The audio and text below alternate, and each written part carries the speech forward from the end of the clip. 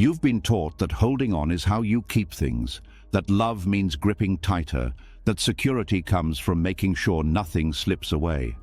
But if that were true, why does fear still sit quietly in your chest? Why does the thought of loss disturb your peace? Why does the mind stay restless even when everything seems fine? The truth is simple and unsettling at the same time. What is truly yours does not need to be held, and what needs to be forced was never meant to stay. Buddhist teachings have pointed to this for centuries, not with fear or pressure, but with calm understanding. Life moves, everything changes, and peace begins the moment you stop fighting that truth. When you hold lightly, the heart relaxes and the mind becomes clear. You stop guarding life as if it might betray you, and you begin to live it as it is. Control loosens, resistance softens, and something inside you finally exhales. Tonight, as you listen, you may feel that quiet shift begin. The urge to control fades a little. The need to cling loses its urgency. The tension you've been carrying, often without realizing it, starts to dissolve. You begin to see that detachment is not loss, it is trust. Trust that what belongs with you will remain without force. Trust that what leaves was never meant to be imprisoned by fear. This is not about pushing people away or becoming cold and distant. It is about releasing the anxiety that love must be guarded to survive. It is about allowing life to unfold without tightening your grip at every turn. Nothing real is taken by change, and nothing fragile is made strong by force. Hold lightly, because what is meant to stay will stay. Allow your breath to slow. Allow your grip on the world to soften. Allow peace to enter where fear once lived. This is not an ending, it is a return, to ease, to clarity, to freedom. Are you ready to stop holding so tightly and finally rest? Let us begin. Something quiet happens after the first release. Once the grip loosens, a question naturally appears. If I am not holding so tightly, what am I supposed to do instead? If control is not the answer, what takes its place? This is where detachment is often misunderstood, and where its deepest meaning begins to reveal itself. There is a moment when the mind pauses and realizes that letting go did not cause life to collapse. The sun still rose. People still spoke. The world continued to move. That moment opens a door to a deeper truth, one that Buddhism has carried gently across centuries. Detachment is not the act of stepping away from life. It is the act of trusting life enough to stop strangling it. A quiet curiosity starts to grow here. If I am not meant to withdraw, then what is detachment really asking of me? Detachment in its truest form is not distance, it is trust. It is the understanding that reality does not need to be gripped to be meaningful, protected, or preserved. Most people assume detachment means becoming passive, emotionally unavailable, or uninterested in the world. That misunderstanding has kept countless people locked in fear because they believe the only alternative to control is loss. But Buddhism does not teach abandonment of life, it teaches confidence in life. The instinct to hold tightly comes from a belief that things will fall apart without constant effort. The mind assumes that love will disappear if it is not monitored, that happiness will vanish if it is not secured, that stability requires tension. This belief creates a background anxiety that never truly rests. Even in moments of joy, there is a subtle worry that it could end. Detachment does not erase joy. It removes the fear that shadows it. Trusting reality does not mean being careless or indifferent. It means recognizing that life operates on principles far larger than personal control. Seasons change without permission. Bodies age without negotiation. People evolve in directions that cannot be predicted or commanded. Fighting these truths does not stop them. It only creates friction inside the mind. Detachment begins when that resistance softens. When someone practices detachment as trust, they stop asking life to promise permanence. They stop demanding guarantees. Instead, they meet each moment fully, without trying to freeze it in place. This does not make experiences shallow. it makes them vivid. When the mind is no longer obsessed with securing the future, it becomes present enough to actually experience what is happening now. Many people confuse engagement with attachment. They believe that to care deeply means to cling deeply. But care does not require possession. Presence does not require control. You can show up fully without chaining yourself emotionally to outcomes. In fact, trust-based detachment allows for a richer kind of participation because attention is no longer split between living and protecting. Withdrawal happens when someone is overwhelmed or disappointed by life and decides to numb themselves. Detachment happens when someone understands life clearly and no longer needs to brace against it.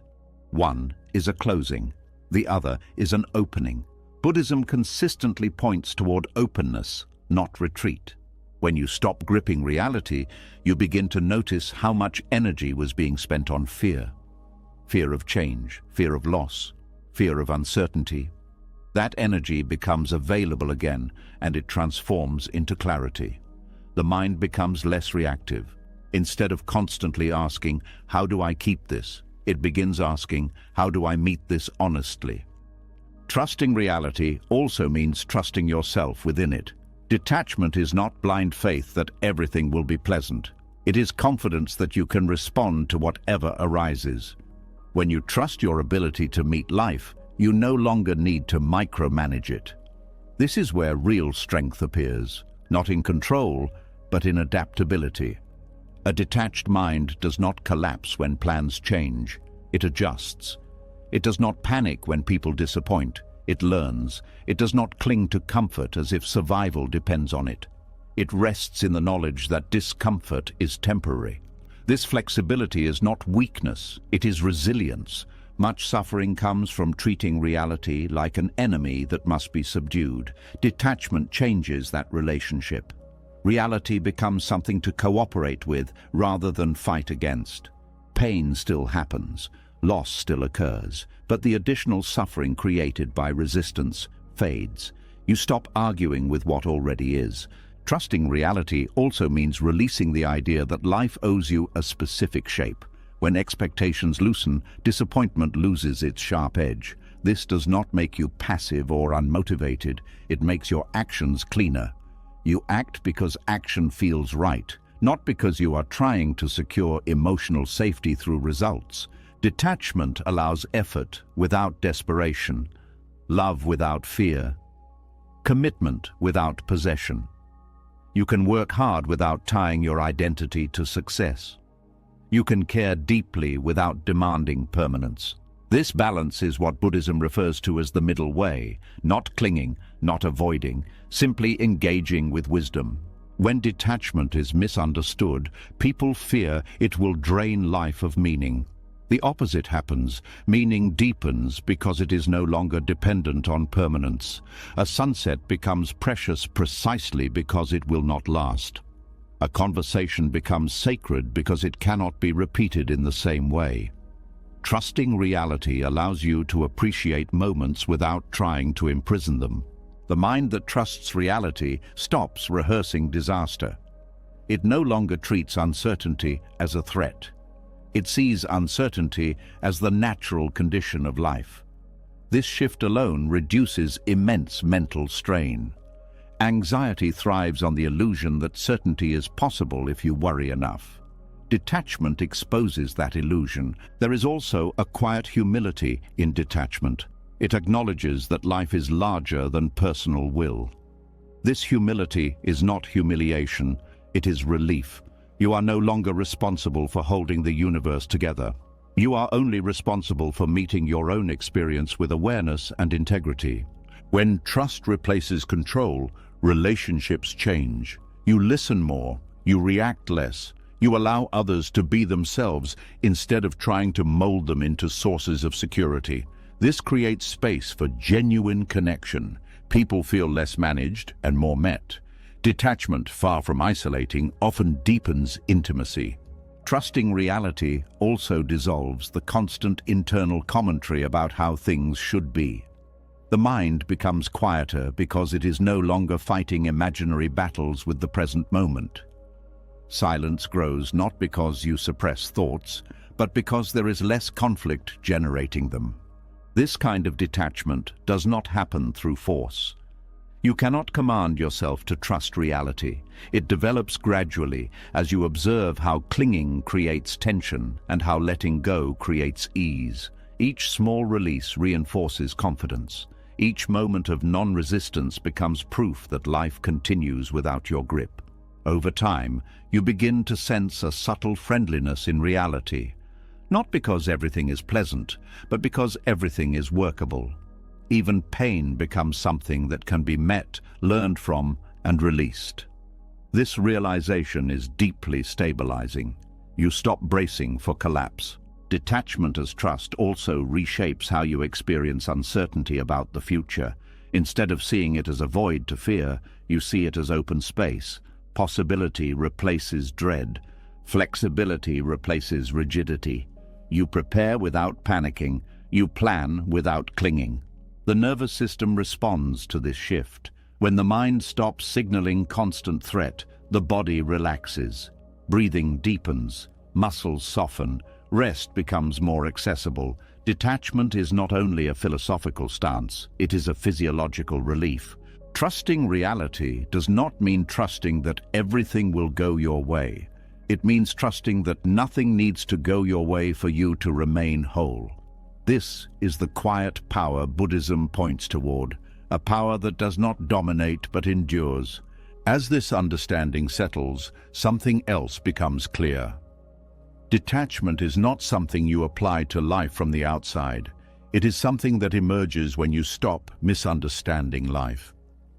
When you stop demanding permanence, reality no longer feels like a threat. It feels like a flow you can stand within. This is why true detachment feels warm rather than cold. It is rooted in acceptance, not avoidance. It allows you to participate fully without being consumed. You walk through life with open hands instead of clenched fists, and as this trust deepens, a subtle confidence forms beneath everything you do. You begin to sense that whatever comes, you will meet it. Whatever leaves, you will survive it. Whatever stays, you will appreciate it without fear. That confidence is not loud. It does not announce itself. It simply steadies you. And from that steadiness, life begins to feel less like something you must defend and more like something you can finally live. As the grip softens and the mind grows quieter, something subtle becomes visible. Even without tension, there is a lingering habit that tries to return, a reflex that says, hold on just a little more, protect this, secure that. It does not shout, it whispers, and that whisper is not desire. It is fear, speaking softly so it will not be questioned. There is a strange discomfort in realizing this. Many of the things you believed were driven by love, passion, or ambition begin to feel different when seen closely. A quiet curiosity appears. What if the force behind so much effort was not wanting more but fearing less? What if clinging was never about reaching forward, but about bracing against change? Clinging feels active, but it is defensive. Desire moves toward life with openness. Fear moves toward life with armor. At first glance, they can look identical. Both pursue relationships, goals, recognition, stability. But the inner experience is completely different. Desire feels alive and spacious.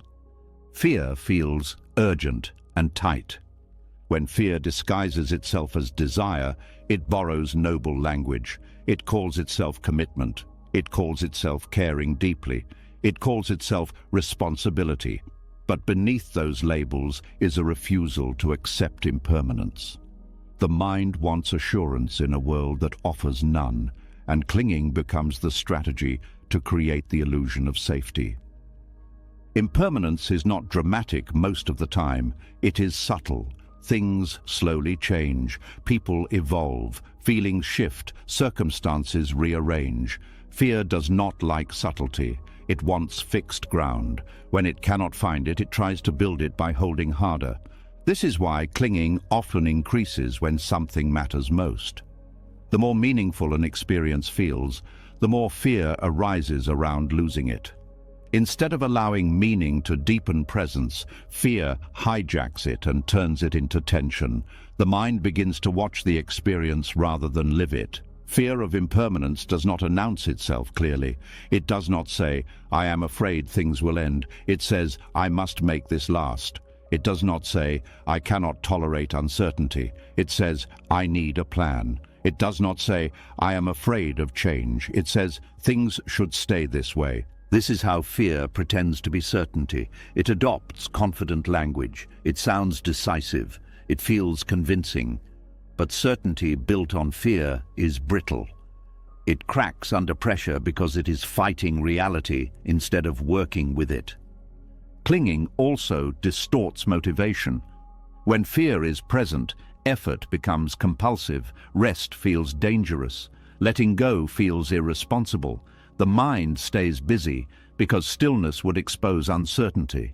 This constant activity can look like drive, but it is actually avoidance. Desire does not fear stillness. Desire can pause, fear cannot. Fear needs movement to feel alive. It needs to do something to feel in control. This is why clinging often leads to burnout. The system is always on alert. One of the clearest ways to see fear beneath clinging is to notice the body. When attachment is activated, the body tightens, shoulders lift, jaw clenches, breath shortens. This is not the body of joy. It is the body preparing for threat. Love does not prepare for threat. Love responds to what is present. Fear prepares for what might go wrong. When attachment is fear-based, the mind spends more time rehearsing loss than enjoying connection. This is especially visible in relationships. When fear disguises itself as love, attention turns into monitoring, care turns into checking, support turns into control. The intention may be to protect the relationship, but the effect is tension. The other person feels managed rather than met. Fear-based attachment struggles with change in others. Growth feels dangerous because it introduces uncertainty. Instead of celebrating evolution, fear tries to preserve a familiar version of the person. This is not because of love for who they are now, but fear of losing what felt stable before. Ambition follows a similar pattern. Healthy ambition is curiosity in motion. Fear-based ambition is identity protection. It needs success to confirm worth. It needs progress to avoid feeling replaceable. When ambition is driven by fear, satisfaction never lasts. Each achievement only raises the bar for the next guarantee. This is why clinging rarely brings peace, even when it succeeds. The mind immediately looks for the next thing that could be lost. Fear does not feel safe with success. It only feels temporarily distracted. Clinging also shrinks perception. When fear is active, awareness narrows. The mind becomes obsessed with one outcome, one person, one identity. Everything else fades into the background. Life becomes smaller, even when it appears full. Desire expands awareness. Fear contracts it. This contraction is what makes attachment feel suffocating over time. You are not holding life. Life feels like it is holding you. Another sign of fear beneath clinging is intolerance for uncertainty. When the future is unclear, the mind becomes restless. It seeks answers, predictions, reassurance. It tries to settle discomfort by knowing. But knowing is not always possible. Life does not reveal itself on demand. Fear struggles with this. It would rather cling to a bad certainty than face an open unknown. This is why people sometimes stay attached to situations that cause pain. The pain is familiar. The unknown feels threatening. Clinging can also attach to suffering itself. Stories of loss, resentment, or regret become identities. Letting go feels like betrayal of the past. Fear convinces the mind that holding pain is safer than risking new uncertainty. The tragedy of fear-based attachment is that it sacrifices the present for an illusion of future safety.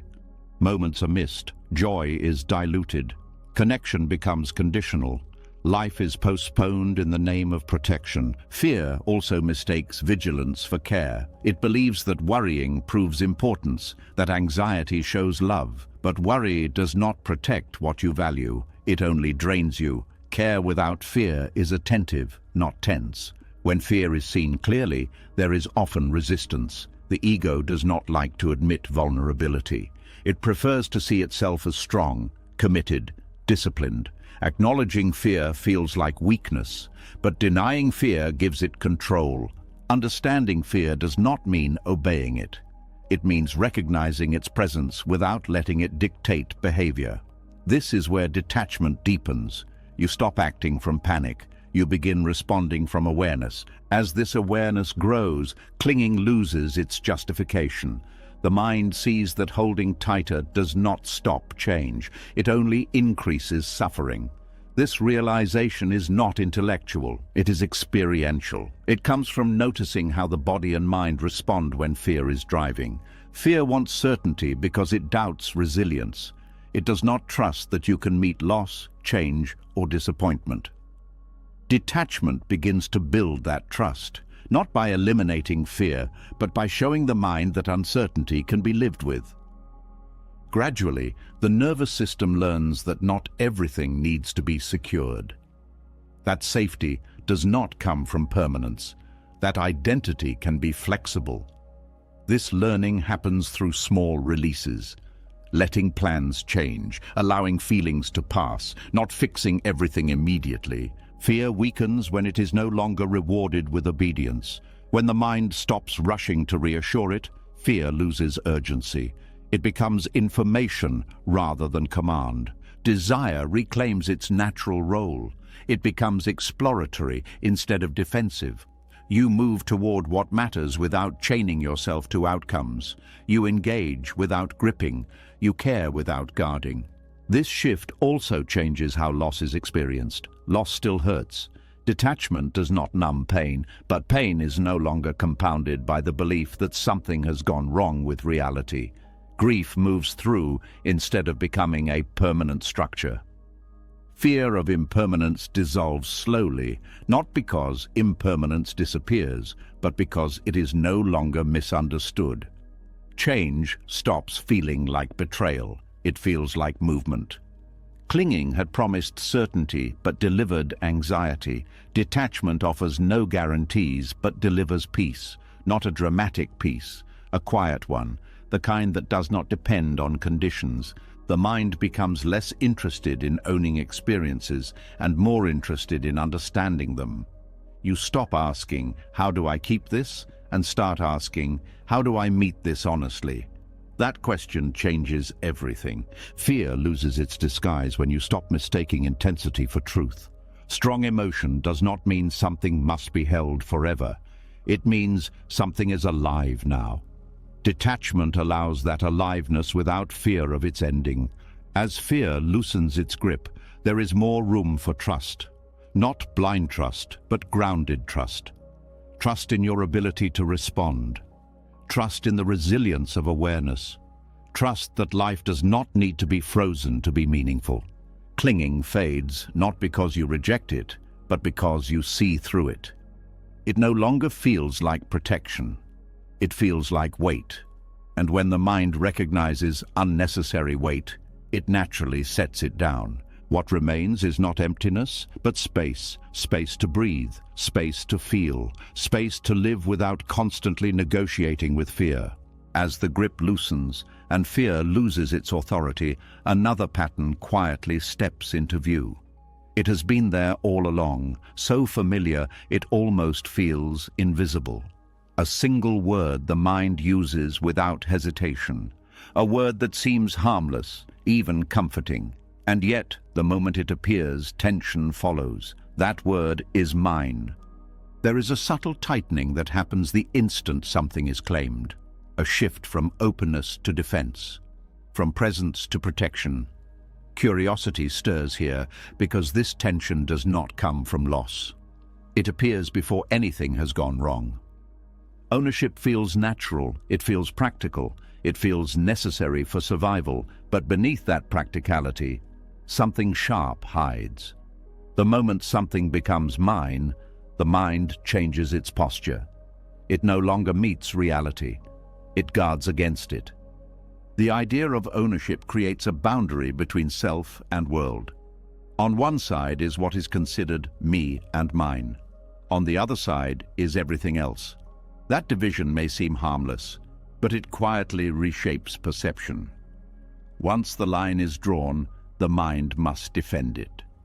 And defense always requires vigilance. Ownership is not just about objects. It extends to people, roles, beliefs, opinions, achievements, and even suffering. The mind claims experiences the same way it claims possessions. This is mine. This defines me. This must not be threatened. And with each claim, inner conflict grows. The violence of ownership is not loud. It does not always look like anger or aggression. Often it looks like worry. It looks like comparison. It looks like resentment. It looks like fear disguised as responsibility. The mind begins to scan for threats that did not exist before the claim was made. Before ownership, there is enjoyment. After ownership, there is anxiety. Before ownership, there is appreciation. After ownership, there is fear of loss. This shift happens so quickly it is rarely noticed. But it changes the entire emotional landscape. When something is labeled mine, the mind creates a story around it. That story includes potential enemies, anyone who might take it, anything that might damage it, any change that could weaken it. Reality itself becomes suspicious. This is how ownership invents conflict. It turns neutral circumstances into threats. It turns other people into competitors. It turns time into an enemy. Aging becomes an attack. Change becomes a betrayal. Uncertainty becomes a danger. The mind believes ownership brings safety, but safety built on possession is fragile. The more something matters, the more fear gathers around it. The mind must constantly defend its territory. Peace becomes conditional. This inner conflict does not require actual loss. It arises from anticipation alone. The thought that something could be taken is enough to create tension. The nervous system responds as if danger is already present. Ownership also reshapes identity. When something is mine, it becomes part of who I think I am. Losing it no longer feels like losing an object. It feels like losing myself. This is where fear intensifies. The mind is no longer protecting something external. It is protecting its image. This is why criticism hurts more when identity is involved, why challenges feel personal, why disagreement feels threatening. Ownership of ideas creates enemies out of differing perspectives. The mind must be right because being wrong feels like annihilation. Even positive traits can become violent when owned. Kindness becomes something to protect rather than express. Wisdom becomes something to defend rather than deepen. Spiritual identity becomes a weapon rather than a path. Ownership demands loyalty from reality. It expects life to cooperate with the story it has built. When reality does not comply, frustration arises. The mind feels betrayed by events that were never obligated to obey. The violence here is subtle but persistent. It is the constant friction between how things are and how the mind insists they should remain. This friction drains energy. It keeps the system in a low-level state of stress.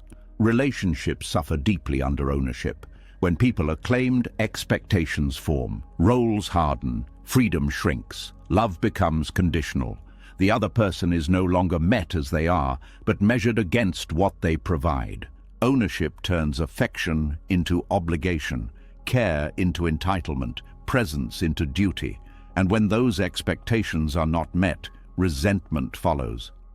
Conflict appears not because love disappeared, but because possession replaced connection. Even self-ownership creates conflict. The idea of my life, my path, my success can trap the mind in comparison. Other people's progress feels like a threat. Their happiness feels like competition. The world becomes a scoreboard. Ownership also feeds scarcity. If something is mine, it implies it is limited. If it is limited, it must be protected. If it must be protected, someone must be kept out.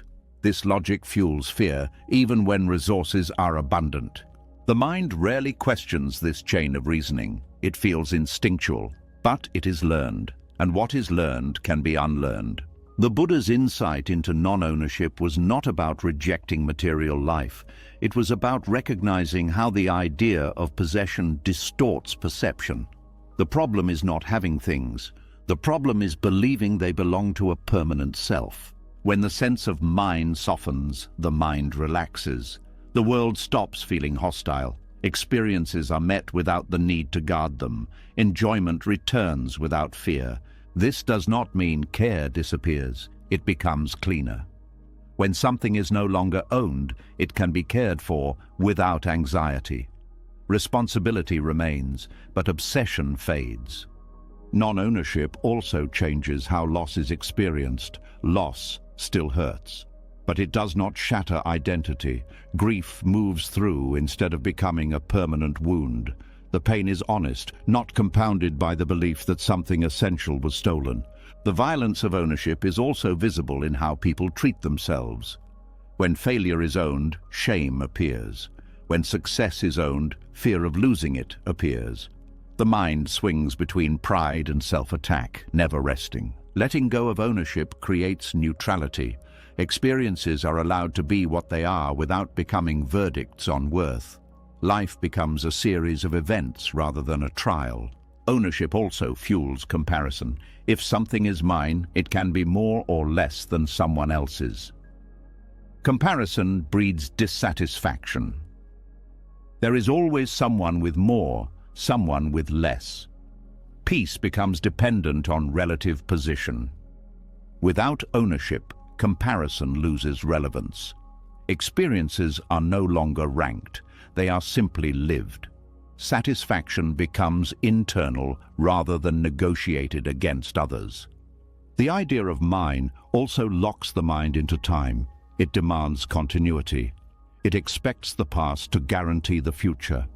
When continuity breaks, anxiety spikes. Non-ownership allows for discontinuity without collapse. The mind often resists this understanding because ownership feels empowering. It feels like control. But true power does not come from possession. It comes from adaptability, from the ability to respond without being threatened. Non-ownership does not mean neglect. It means engagement without domination. It means participating in life without declaring war on change. As the sense of mine loosens, a quiet relief appears. The world feels less heavy. There is less to defend, less to prove, less to protect.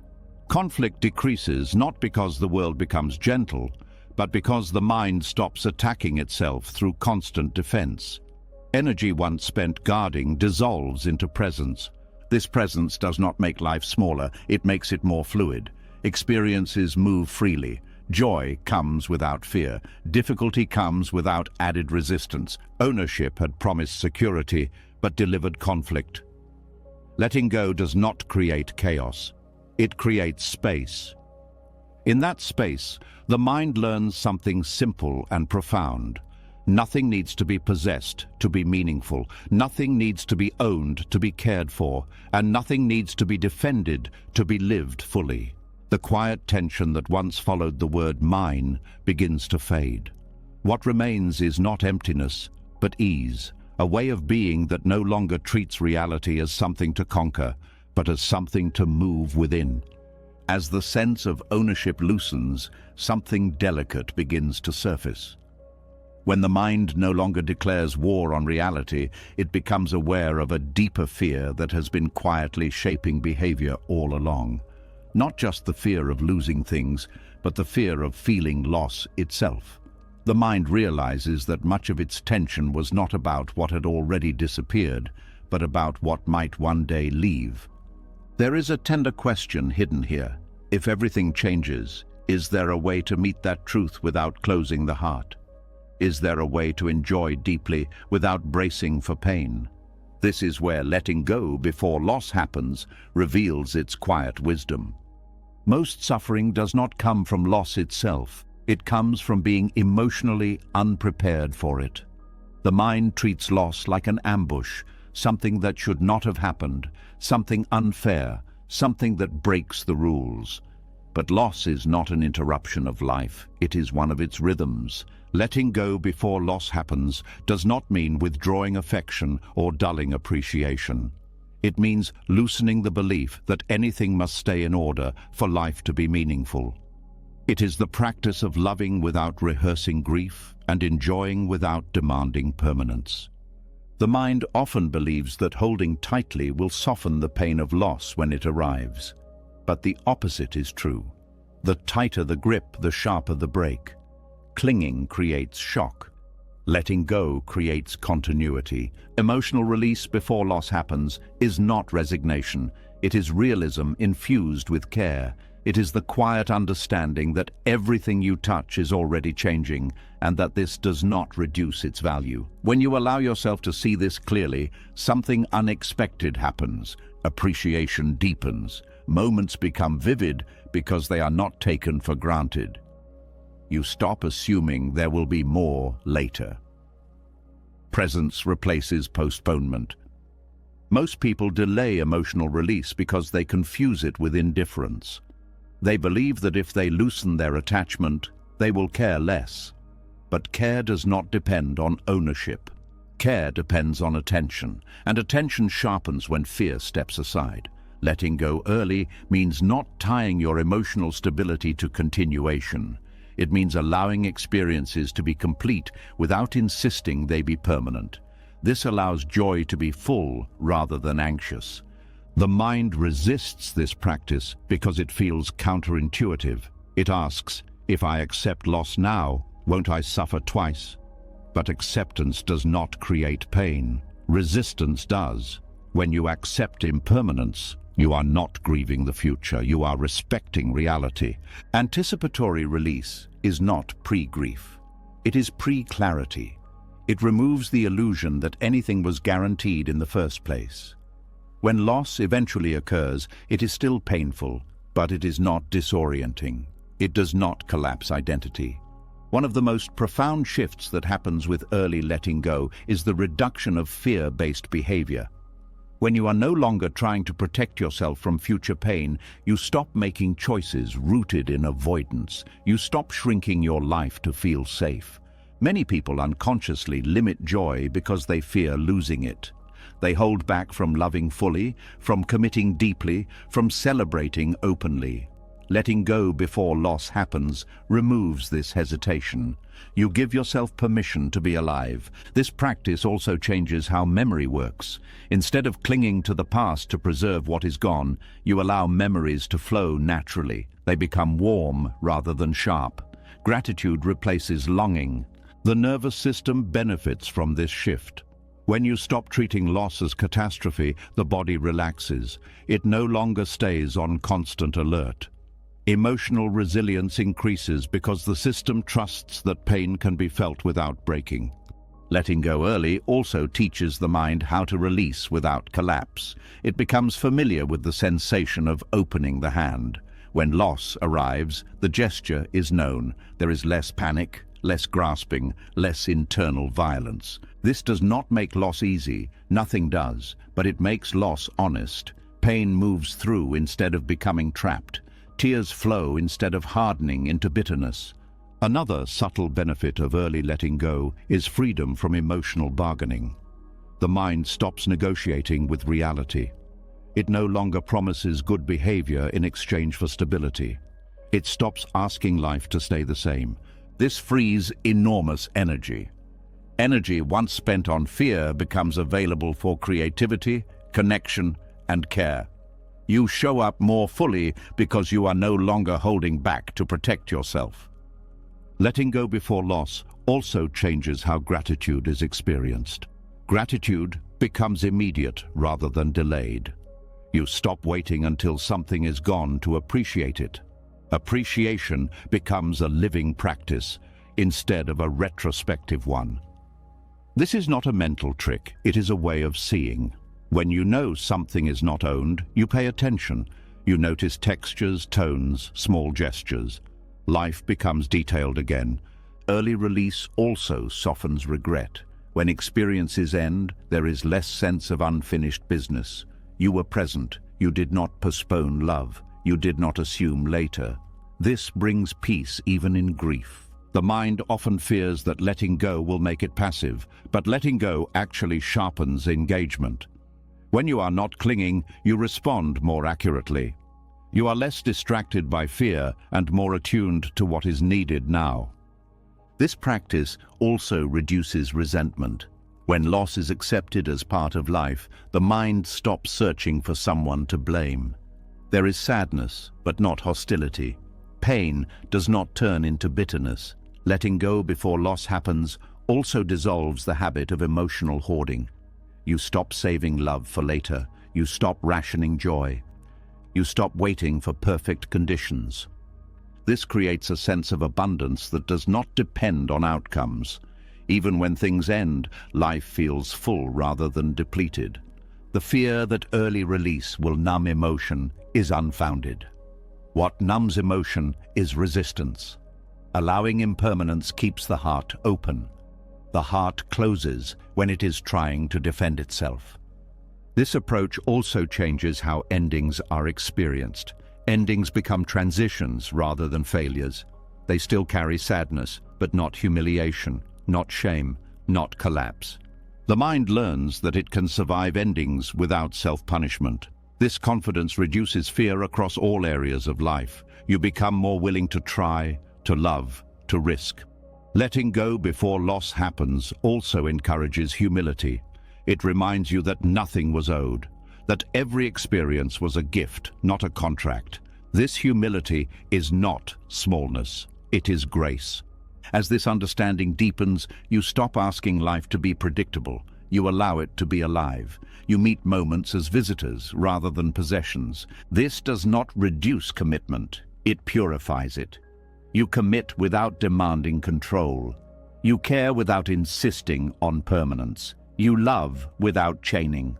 The quiet strength of this practice lies in its gentleness. It does not require dramatic renunciation. It only asks for honesty. Honesty about change, honesty about fear, honesty about how tightly you are holding. Over time, the habit of early release becomes natural.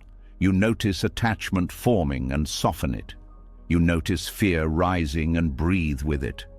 You do not wait for loss to teach you. This creates emotional maturity. You are no longer surprised by change. You are not shocked by endings. You are not destroyed by loss. What remains is a steady openness, a willingness to be touched by life without needing to trap it, appreciation without anxiety, love without preconditions. The mind grows quieter not because it avoids pain, but because it no longer fights reality. Life continues to move, experiences come and go, and you remain present, responsive, and awake within it all. Letting go before loss happens does not steal meaning from life. It reveals it. As the habit of releasing before loss settles into the body, a quiet misunderstanding often surfaces. The mind begins to wonder whether this softness means becoming distant, whether letting go will slowly turn the heart cold. Many people pause here, afraid that detachment will drain warmth from their relationships and flatten their emotional life. This fear deserves attention because it points directly to the next layer of understanding. There is a deep confusion in modern thinking between detachment and indifference. Indifference closes the heart. Detachment, when understood correctly, does the opposite. It matures the heart. It removes the noise that blocks genuine connection. Detachment as emotional maturity begins with recognizing how much control interferes with intimacy.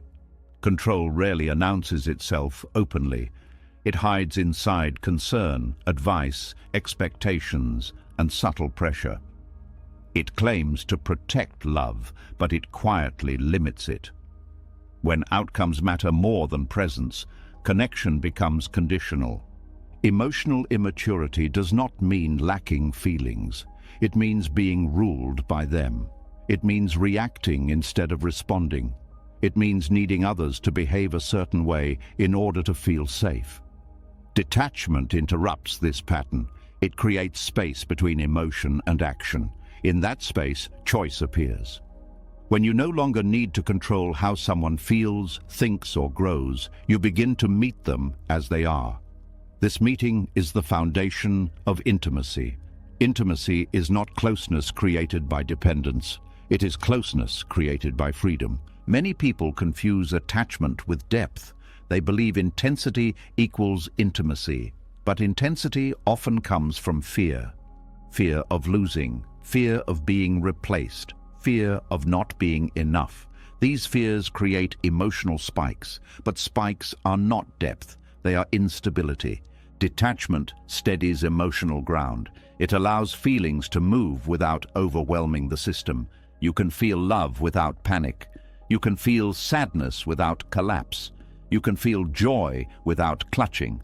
This stability makes it safer for others to be real with you. When detachment is absent, relationships become negotiations. Each interaction carries hidden conditions. Approval is traded, security is bargained for. Love becomes something that must be maintained through performance. This creates exhaustion on both sides. Emotional maturity recognizes that no one exists to regulate your inner state. Detachment supports this recognition. It shifts responsibility inward. Instead of asking others to behave in ways that calm your fear, you learn to hold your own emotions with care. This does not reduce connection. It purifies it. When you stop using others to stabilize yourself, you can finally see them clearly. You stop projecting needs onto them. You stop confusing comfort with compatibility. Detachment also removes the urgency that suffocates intimacy. When you are afraid of losing someone, you rush moments, you cling to reassurance, you read meaning into silence. The relationship becomes tight. Detachment loosens this grip, time slows down. With detachment, listening deepens. You are no longer listening for confirmation or threat. You listen to understand. This alone transforms connection. People feel seen rather than evaluated. Emotional maturity also involves allowing others to experience discomfort without rushing to fix it. Control often masquerades as help.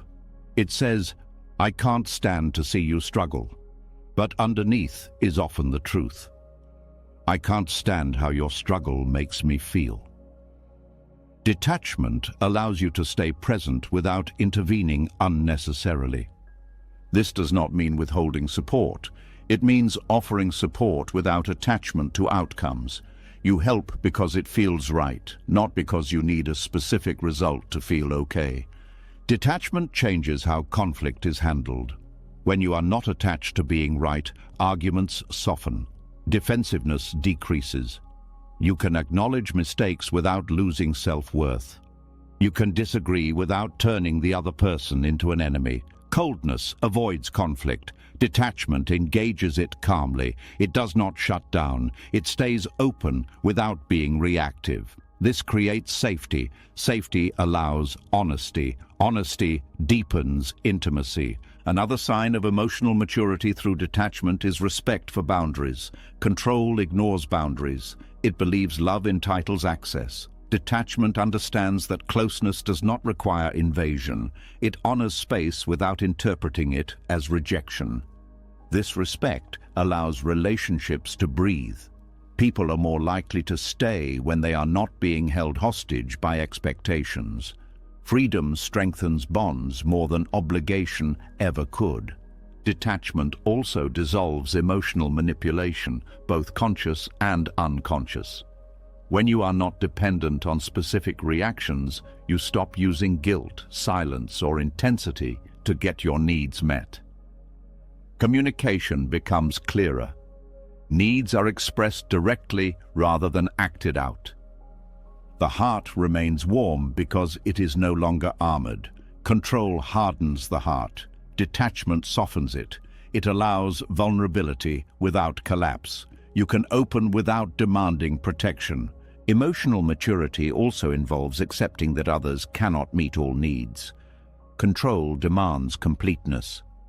Detachment accepts limitation. This prevents disappointment from turning into resentment.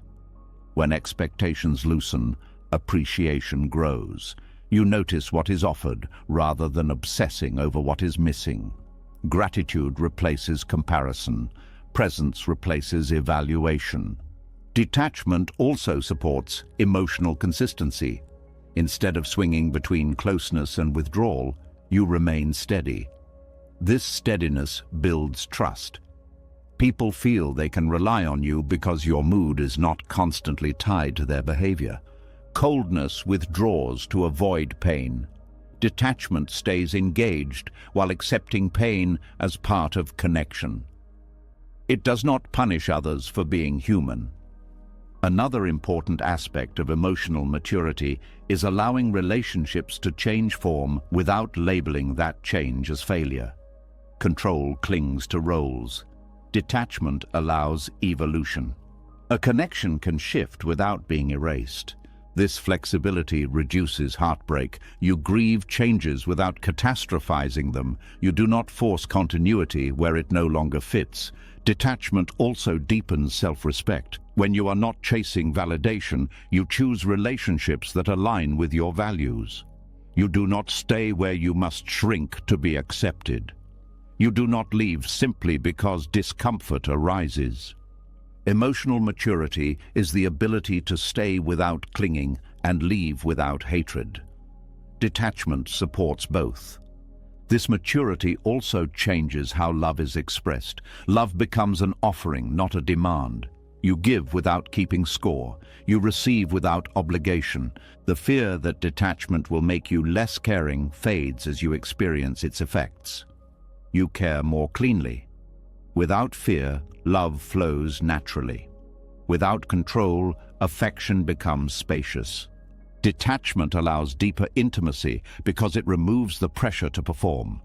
Both people can relax, masks fall away, authenticity emerges. You begin to value honesty over harmony. Harmony maintained through suppression is fragile. Honesty held with detachment is stable.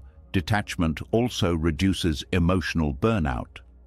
When you are not responsible for managing others' feelings, you conserve energy. This energy can be used for presence, creativity, and care. Emotional maturity recognizes that connection does not mean fusion. Two people can be close without merging identities. Detachment preserves individuality while supporting connection. This balance prevents resentment. When you do not lose yourself in relationships, you do not secretly blame others for your sacrifice. Detachment also improves forgiveness. When you are not attached to how things should have been, you release grudges more easily. Forgiveness becomes a natural response rather than a moral effort. Coldness protects itself by numbing. Detachment protects itself by understanding. One closes doors, the other opens windows. As detachment matures, relationships feel lighter but not shallow. There is room for laughter, silence, disagreement, and change. The connection adapts instead of breaking. The heart does not shrink, it expands. It learns how to love without fear, how to stay open without losing itself, how to be present without trying to control life. This is emotional maturity, not the absence of feeling, but the presence of wisdom within feeling, not distance but clarity, not coldness but warmth that no longer burns. Detachment does not remove intimacy, it makes intimacy possible. As emotional maturity settles in, something gentle begins to happen. Without control, without clinging, without the constant need to secure outcomes, attention starts to soften. The mind is no longer busy managing the future or protecting the past. In that openness, a quiet feeling appears. Not excitement, not relief, gratitude, but not the forced kind. The kind that rises naturally when you realize nothing is promised. There is a subtle surprise here. Many people believe that holding lightly will make life feel less important, less intense, less meaningful. Yet the opposite unfolds. When guarantees disappear, presence sharpens. When permanence is no longer assumed, every moment gains weight. Gratitude does not grow from ownership, it grows from awareness. When something is treated as guaranteed, it fades into the background of attention. The mind stops noticing it. This is not because it lacks value, but because familiarity dulls perception. Holding lightly reverses this dulling. It brings life back into focus. When nothing is guaranteed, the mind stops postponing appreciation. There is no longer an assumption that there will be more later, that this can be enjoyed tomorrow, that connection can be deepened another time. Attention arrives fully because now is all that is known. Holding lightly removes entitlement. Entitlement quietly erodes gratitude. When the mind believes it deserves certain experiences, people or conditions, appreciation turns into expectation. Expectation turns into disappointment. Holding lightly breaks this chain. Without entitlement, experiences feel like gifts rather than obligations. Even ordinary moments regain color. A conversation feels alive. A quiet afternoon feels full. A shared meal feels meaningful, not because anything extraordinary is happening, but because nothing is being taken for granted. Gratitude, sharpened by impermanence, is not sentimental. It is clear. It does not cling. It does not beg moments to stay. It simply recognizes their presence and responds with care. Many people fear that acknowledging impermanence will make joy fragile. They believe that if they remember something could end, they will not relax into it. But what actually makes joy fragile is fear of loss. Holding lightly removes that fear. Joy becomes something that can be experienced fully without the shadow of anxiety. When you stop trying to secure experiences, you stop splitting attention. You are no longer half in the present and half in the future, worrying about preservation. Attention becomes whole.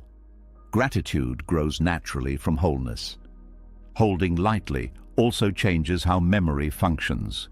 When experiences end, they are remembered with warmth rather than grasping. You do not cling to memories to compensate for fear. Memories become reflections, not substitutes. This kind of gratitude does not deny sadness. Sadness and gratitude can coexist. In fact, they often deepen each other. When something ends, grief honors the value of what was present. Gratitude does not erase pain, it gives it meaning. When nothing is guaranteed, even difficult moments are met differently. Hard experiences are not dismissed, but they are not wasted. Attention stays open. Learning replaces resentment. Gratitude appears not for the pain itself, but for the clarity it brings. Holding lightly also prevents the mind from numbing itself. When experiences are assumed to be permanent, the mind dulls sensation. It waits. It postpones feeling. When permanence is removed, sensation returns. Life feels textured again. This sharpening of perception makes simple things satisfying. You notice tone of voice, shifts in light, subtle kindness. These details were always present, but they were ignored because attention was busy elsewhere. Gratitude sharpened by uncertainty is active, not passive. It shows up as care. You listen more closely. You respond more thoughtfully. You express appreciation sooner rather than later. You do not save kindness for special occasions. Holding lightly also dissolves comparison. When experiences are not owned, they are not measured against others. You stop asking whether someone else has more, better, or longer-lasting experiences. Gratitude becomes personal rather than competitive. This shift also changes how success is experienced. Achievements are enjoyed without being used as proof of worth. You appreciate effort without demanding recognition. Satisfaction becomes internal. Gratitude deepens because it is no longer transactional. You do not feel grateful because something benefits you. You feel grateful because something exists at all. This removes pressure from life to constantly deliver. Holding lightly also supports humility. When nothing is guaranteed, arrogance fades. You recognize that favorable conditions are not personal achievements alone.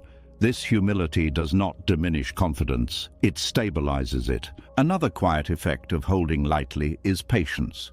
When you are not rushing to secure outcomes, you can wait. You allow processes to unfold. Gratitude includes patience because it trusts timing rather than forcing results. This patience also reduces frustration.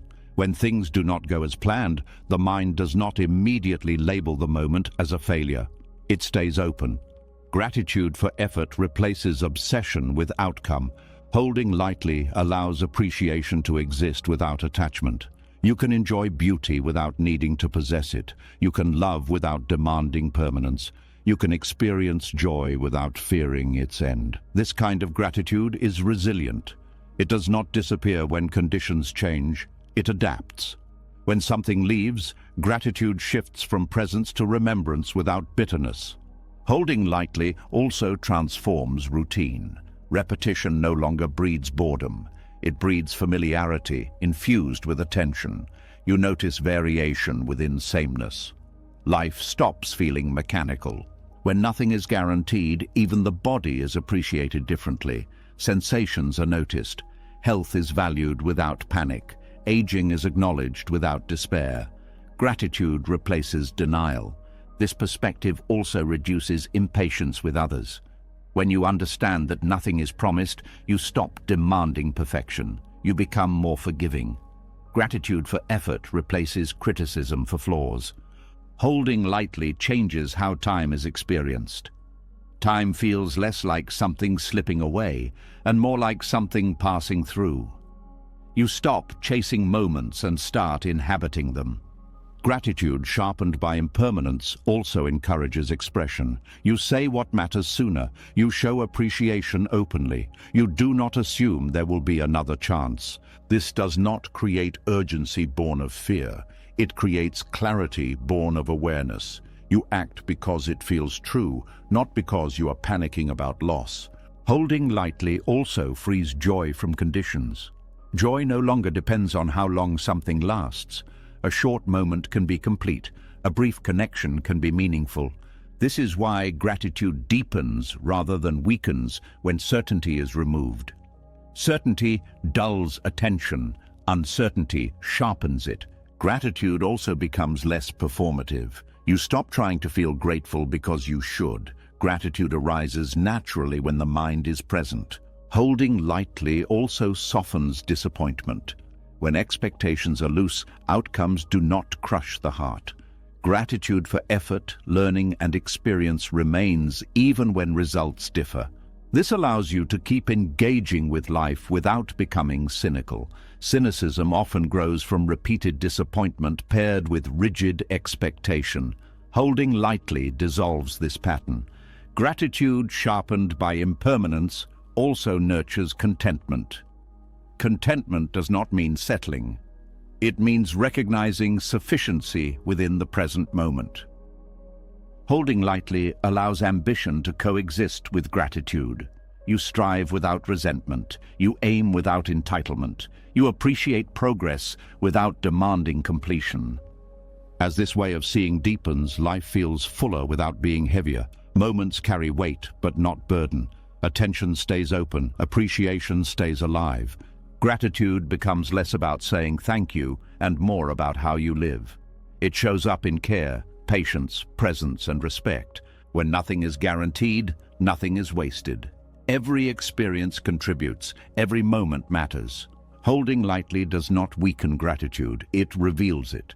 Gratitude was never meant to grow from security. It grows from awareness, and awareness sharpens when the hands are open. As gratitude sharpens and attention stays open, another belief quietly starts to wobble. A belief so familiar, it often goes unquestioned. The idea that stability is something you can achieve and then keep. That if you just arrange life correctly, hold the right things close, and protect what matters, everything will finally settle. This belief feels comforting. It promises rest. But underneath, it carries tension. There is a subtle unease here, because deep down you already know the truth. Nothing has ever stayed still for long, yet the mind keeps trying. Attachment is built on the hope that movement can be stopped, that change can be managed, that life can be fixed into a safe shape. This hope is understandable, but it is also the source of quiet suffering. Life is not designed to hold still. It moves by nature, and when movement is resisted, growth suffocates. Stability, as most people imagine it, is an illusion. It suggests a final state where nothing important shifts, where effort can end, where uncertainty disappears. But life has never offered such a state. Even moments that feel stable are only pauses within motion. The body changes breath by breath. Thoughts rise and fall. Relationships evolve. Circumstances rearrange. Movement is not a disruption of life. It is life. Attachment tries to deny this. It treats movement as a problem to solve. When something feels good, attachment wants to freeze it. When something feels bad, attachment wants to eliminate it permanently. In both cases, it is fighting the same force: change. This fight creates tension because it asks the impossible. The mind tightens around experiences, roles, identities, and plans, hoping to make them solid. But solidity does not exist in the way attachment imagines. Everything is temporary, fluid, responsive. When attachment freezes life, it does not stop movement. It only stops participation. Growth continues underneath, but the mind becomes rigid.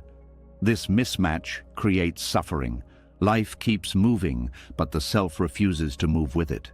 This is why attachment often leads to stagnation, not because life stops offering opportunities, but because the mind refuses to release outdated structures. Old identities linger past their usefulness. Old stories shape new moments. The present is filtered through the past. Growth requires movement. It requires letting go of what no longer fits. Attachment resists this letting go. It confuses familiarity with safety. Even when a situation is painful, attachment may cling simply because it is known. The illusion of stability is especially powerful when things are going well. Comfort makes attachment subtle. It whispers that this arrangement should last, that effort is complete, that vigilance can relax.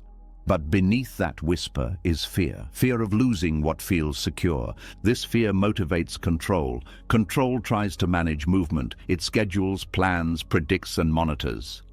Planning itself is not the problem. The problem arises when planning becomes a substitute for trust. When flexibility disappears. Attachment-based stability depends on conditions remaining favorable. When conditions change, anxiety spikes. The mind scrambles to restore the old order. It resists adaptation. This resistance is what suffocates growth. Growth is uncomfortable because it involves uncertainty. It asks you to step beyond what is known. Attachment avoids this discomfort by insisting on sameness. It narrows possibility to preserve familiarity. This narrowing can happen in subtle ways. You stop exploring new interests because the old ones define you. You stop questioning beliefs because they feel like anchors. You stop listening deeply because you already know how things should be. Life responds to this rigidity with pressure. Circumstances shift. Challenges arise, not as punishment, but as correction. When growth is resisted internally, it arrives externally. Attachment interprets this pressure as threat. It doubles down on control. The cycle tightens, stress increases, joy fades. The illusion of stability also distorts time. The mind fixates on maintaining a moment rather than inhabiting it. Presence is sacrificed for preservation. You are no longer living the experience, you are guarding it. This guarding drains vitality. Energy flows when movement is allowed. It stagnates when movement is blocked. Emotional numbness often follows prolonged attachment. Not because life is dull, but because the mind is constricted. Attachment suffocates growth by limiting response. When change occurs, a flexible mind adapts. An attached mind resists. Resistance consumes energy that could have been used for learning, creativity, or connection. This is why attachment often leads to burnout. The effort to keep things the same is exhausting. Life requires constant adjustment. Refusing adjustment creates friction. The illusion of stability also affects self-image. When you attach to who you think you are, growth feels threatening. New interests feel like betrayal. Mistakes feel like identity collapse. Learning becomes risky. A flexible identity allows evolution. An attached identity freezes development. You stay loyal to an outdated version of yourself long after it no longer fits. This freezing is not loyalty. It is fear disguised as consistency. Attachment also interferes with emotional growth. Feelings are meant to move. Sadness passes, joy passes, anger passes. When emotions are suppressed or clung to, they stagnate. Suppressed emotions harden. Clung to emotions overwhelm.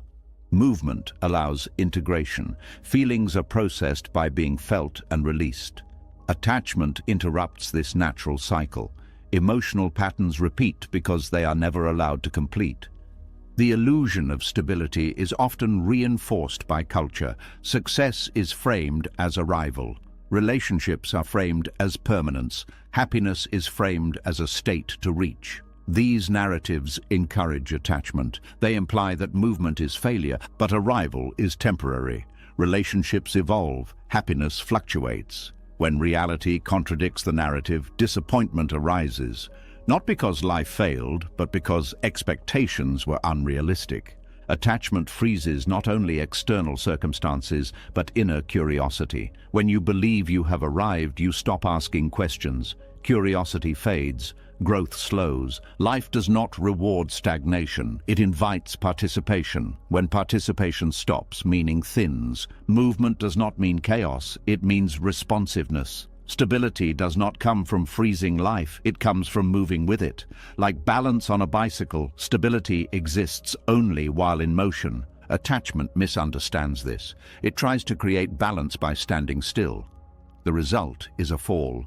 True stability is dynamic. It adapts, it bends, it responds. It does not require conditions to remain unchanged. It relies on capacity rather than control. When attachment loosens, movement is no longer threatening. Change becomes information rather than danger. Growth feels natural instead of forced. This shift restores vitality. Energy returns because it is no longer blocked. Creativity awakens. New possibilities appear. Attachment suffocates growth because it clings to outcomes. Growth cares about process. Outcomes shift. Process continues. This is visible in learning. When attached to being competent, mistakes are avoided. Growth stalls. When detached from image, mistakes become teachers. Attachment also limits compassion. When attached to how others should be, their growth feels inconvenient. Detachment allows you to support change rather than resist it. The illusion of stability also creates impatience. Growth takes time. Attachment wants immediate certainty. When progress is slow, frustration rises. Detachment allows patience because it trusts movement. Life's movement is not linear. There are pauses, setbacks, leaps. Attachment expects consistency. Detachment allows rhythm. When movement is allowed, even rest becomes meaningful. Rest is no longer stagnation. It is part of the flow.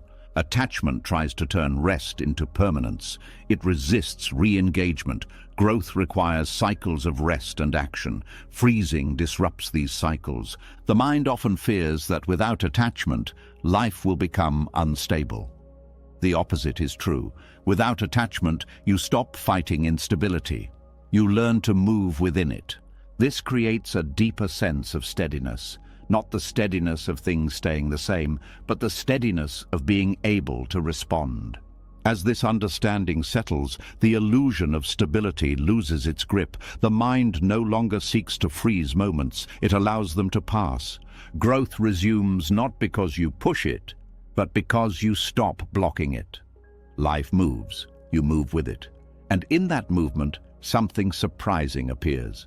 A stability that does not depend on stillness. A stability that breathes, a stability that grows. As movement is no longer resisted and growth begins to breathe again, a new kind of security quietly takes shape. It does not come from fixing life into place or predicting what comes next. It comes from something more subtle, a realization that even when the world feels uncertain, something within you remains available, steady, and untouched. This realization changes how wealth is understood. There is a quiet curiosity here. If nothing outside can be guaranteed, is there something that can be relied on? And if so, what kind of richness does that create? Non-attachment reveals a form of wealth that does not fluctuate with circumstances. While the world measures wealth through accumulation, non-attachment points inward. It shows that the less dependent you are on externals for stability, the richer your inner life becomes. Most people live as if security must come from outside, from income, reputation, relationships, comfort, routine. These things are not wrong, but when they become emotional lifelines, fear enters. Fear of losing them, fear of change, fear of falling behind. This fear quietly drains inner resources. Non-attachment does not reject external things. It simply removes dependence on them. You can have comfort without clinging. You can pursue success without tying your worth to it. You can enjoy relationships without needing them to stabilize your identity.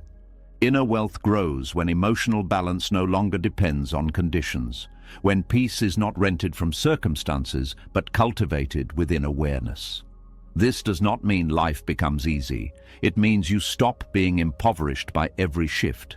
Dependence on externals creates volatility. When things go well, the mind rises. When they falter, the mind collapses. Non-attachment flattens these extremes, not by numbing emotion, but by grounding it. Inner wealth is resilience, the ability to remain present when conditions change, to adapt without losing yourself, to respond without panic. This resilience cannot be taken away because it is not owned by circumstance. In an uncertain world, this kind of wealth becomes priceless. Markets shift, relationships evolve, health fluctuates, roles dissolve. Non-attachment does not deny these realities. It prepares you to meet them without losing balance. The mind often confuses dependence with care. It believes that relying on externals proves engagement, but dependence weakens care. It turns appreciation into anxiety. Non-attachment frees appreciation. You enjoy without fear of collapse. Inner wealth also appears as freedom from comparison. When value is internal, other people's success does not diminish you. Their progress does not threaten your worth. You are no longer measuring yourself against unstable metrics. Comparison is expensive. It costs peace. It drains energy. Non-attachment eliminates the need to compete for validation. This creates spaciousness. Spaciousness feels rich. Another form of inner wealth is emotional autonomy. You are no longer at the mercy of praise or criticism. Feedback is received without devastation or inflation. This autonomy creates confidence that does not depend on applause. Non-attachment also reduces emotional debt. When you stop expecting life to deliver specific outcomes, disappointment loses its sting. You are less resentful because you are less entitled. Gratitude replaces grievance. Inner wealth includes the ability to rest without guilt. When your worth is not tied to productivity or outcome, rest becomes restorative instead of anxious. You stop proving yourself to invisible judges. This also changes how effort feels. You still work, strive, and engage, but without desperation. Effort becomes expression rather than survival. This makes action sustainable. Non-attachment strengthens discernment. When you are not chasing security through externals, choices become clearer. You are less likely to compromise values for comfort. Integrity becomes easier because fear has less leverage. Inner wealth also shows up as patience. When you are not dependent on immediate results, you can wait. You can allow processes to unfold. This patience reduces stress and improves decision-making. The mind becomes less reactive to uncertainty. Uncertainty no longer signals danger. It signals openness. Possibility replaces threat. This shift alone transforms how life is experienced. Non-attachment also protects against despair. When things fall apart, inner wealth remains accessible. You may grieve, struggle, and feel pain, but you are not empty. Something steady remains. This steadiness is not rigid, it is flexible. It adapts, it responds. It does not demand predictability, it trusts capacity. Inner wealth is also simplicity. When you are not emotionally dependent on many things, life becomes lighter. You need less to feel okay. This does not make life smaller, it makes it more manageable. Simplicity reduces noise. Noise drains attention. Attention is a form of wealth. When attention is free, life feels rich regardless of circumstances. Non-attachment also improves generosity. When you are not hoarding security, sharing becomes natural. You give time, care, and resources without fear of depletion. Giving reinforces abundance. This generosity is not performative, it is grounded. You give because you can, not because you need approval. This creates dignity. Inner wealth includes the ability to face fear without being ruled by it. Fear still arises, but it does not dictate choices. Courage grows not from the absence of fear, but from independence from it. Non-attachment also refines pleasure. Pleasure enjoyed without clinging is cleaner. It does not demand continuation. It does not turn into addiction. You savor without needing more. This protects against excess.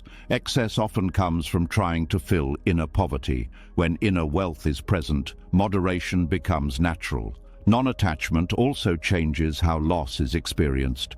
Loss still hurts, but it does not bankrupt you emotionally. You recover faster because you were not invested beyond capacity. This recovery is not denial, it is resilience. You feel pain without drowning in it. Inner wealth also includes clarity of purpose. When you are not chasing security through status or accumulation, you are freer to pursue what matters. Meaning replaces survival. This clarity reduces confusion. Confusion is expensive. It wastes time and energy. Non-attachment simplifies direction. Non-attachment also deepens trust. Not blind trust in outcomes, but trust in response. You trust your ability to navigate whatever arises. This trust creates calm. Calm is a form of wealth. It allows better thinking, deeper connection, and wiser action. Calm cannot be bought or stolen. Inner wealth also supports gratitude without dependency. You appreciate what you have without fearing its loss. Gratitude becomes stable. This stability makes happiness less fragile. Happiness no longer collapses when conditions change. It adapts. Non-attachment also encourages learning. When failure does not threaten identity, curiosity grows. Mistakes become resources rather than verdicts. Learning increases inner wealth by expanding perspective. Perspective reduces suffering. In an uncertain world, external wealth is always at risk. Inner wealth is portable. It moves with you through change. It is available in any condition. This does not mean you reject external success. It means success no longer defines you. You use it rather than lean on it. Non-attachment also dissolves the fear of not having enough. Enough becomes internal. This sense of sufficiency is deeply stabilizing. Sufficiency does not eliminate desire. It grounds it. You want without needing. You strive without desperation. Inner wealth also allows you to be present during uncertainty rather than distracted by it. You stay engaged with life instead of bracing against it. This presence enhances experience. Even uncertainty becomes interesting rather than threatening. Non-attachment is not withdrawal from the world. It is independence within it. You participate fully without being consumed. The less dependent you are on externals, the more stable your inner world becomes. This stability is not static. It moves with life. In a world that cannot promise certainty, inner wealth becomes the only form of security that does not collapse under pressure. Non-attachment quietly builds that wealth, not through accumulation, but through release. Not by controlling life, but by trusting your capacity to meet it. And in that trust, richness appears, not as excess, but as enough. As inner wealth becomes something you can feel rather than chase, another realization quietly settles in. When you stop depending on the outside world to hold you together, a question naturally arises. If so much can change, disappear, or be taken away, what, if anything, actually remains? What is truly yours when everything else moves? There is something steady beneath all the motion, something that does not weaken when circumstances shift. This realization does not arrive loudly. It comes as a quiet relief, a sense that you are not as fragile as you once believed. Much of human fear is built on a misunderstanding of ownership. We assume that what matters most is what we can lose. Money, status, relationships, roles, health, youth. Because these things change, the mind lives in a state of quiet panic. It treats impermanence as theft. But impermanence does not take everything. It only takes what was never fully yours to begin with. What truly belongs to you is not what you possess, but what you have become. Wisdom cannot be taken by circumstance. It grows through experience, reflection, and honesty. Once earned, it does not disappear when conditions change. Even when memory fades or strength weakens, the way wisdom shapes perception remains. It influences how you meet each moment, regardless of what that moment contains. Compassion is another form of inner possession that impermanence cannot touch. Compassion is not dependent on having something. It is an orientation of the heart. When life becomes difficult, compassion often deepens rather than fades. Loss can even refine it, stripping away judgment and replacing it with understanding. Clarity also belongs to this category. Clarity is not knowing what will happen. It is knowing how to relate to what happens. It allows you to see without distortion, to respond without panic, to choose without confusion. Once clarity is cultivated, it does not vanish when circumstances become uncertain. In fact, it becomes more visible. These qualities are not stored in objects, roles, or outcomes. They are integrated into awareness itself. This is why they cannot be lost. They are not things you hold, they are ways you see. The mind often mistakes accumulation for security. It believes that adding more will create safety, but accumulation increases vulnerability. The more you own externally, the more you fear losing. Inner qualities work in the opposite direction. The more you cultivate them, the less fear governs you. Impermanence exposes the difference between what you have and who you are. When something external disappears, there is shock only if identity was built on it. When identity rests on inner qualities, change still hurts, but it does not dismantle the self. Many people discover this truth only after loss. A career ends, a relationship dissolves, health changes, and in the aftermath, something unexpected remains: the ability to care, the ability to learn, the ability to begin again. These capacities were never dependent on circumstances. Wisdom is portable. You carry it through every season of life. It does not require youth, strength, or advantage. It adapts. It learns from each chapter. It grows quieter but deeper over time. Compassion does not diminish when the world becomes harsh. It often becomes more precise. It learns where to open and where to set boundaries. It is not sentimental. It is grounded. Clarity does not guarantee comfort. It guarantees honesty. It allows you to see what is actually happening rather than what fear predicts. This alone reduces suffering. These qualities also compound. Wisdom supports compassion. Compassion refines clarity. Clarity strengthens wisdom. They form a stable inner structure that does not depend on external reinforcement. When you recognize this, fear of loss begins to soften. You still care about what changes. You still grieve what ends. But you no longer feel erased by it. You understand that something essential remains intact. This understanding changes how you relate to success. success becomes an experience rather than a definition. You enjoy it without using it to prop up identity. When it passes, you do not collapse. It also changes how you relate to failure. Failure becomes information rather than a verdict. It does not destroy self-worth because worth was never outsourced to outcomes. Impermanence stops feeling like a threat when you know what cannot be taken. It becomes a teacher. It clarifies priorities. It strips away what was never essential. The mind often fears emptiness. But what it fears is not emptiness. It fears the loss of false supports. When those supports fall away, what remains is not nothing. It is what was always there beneath the noise. Inner qualities are developed through engagement, not avoidance. Wisdom grows through facing difficulty.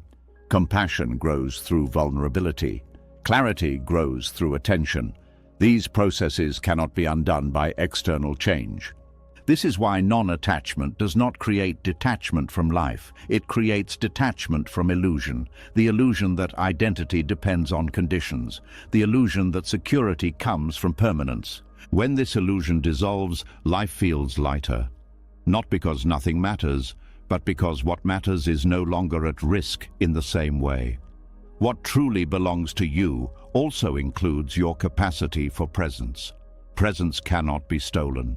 Even in confinement, illness, or loss, presence remains accessible. It is the simplest and most profound possession. Presence allows you to meet whatever arises without being consumed by it. It anchors experience. It does not require improvement or protection. The mind often overlooks presence because it is too busy protecting symbols of self. When those symbols fall away, presence becomes visible again. Another quality that cannot be lost is integrity. Integrity is alignment between values and action. It does not depend on recognition. It does not require success. It remains available in every circumstance. Integrity creates self-respect. Self-respect stabilizes the inner world. When self-respect is intact, external validation loses power. Courage is also an inner possession that impermanence cannot touch. Courage is not confidence that things will go well. It is willingness to face whatever comes. Courage often strengthens through hardship. Patience belongs here as well. Patience is not passive waiting. It is the ability to remain steady without forcing outcomes. It deepens with time and experience. These qualities form a quiet foundation. They are not flashy. They do not announce themselves, but they carry you through change.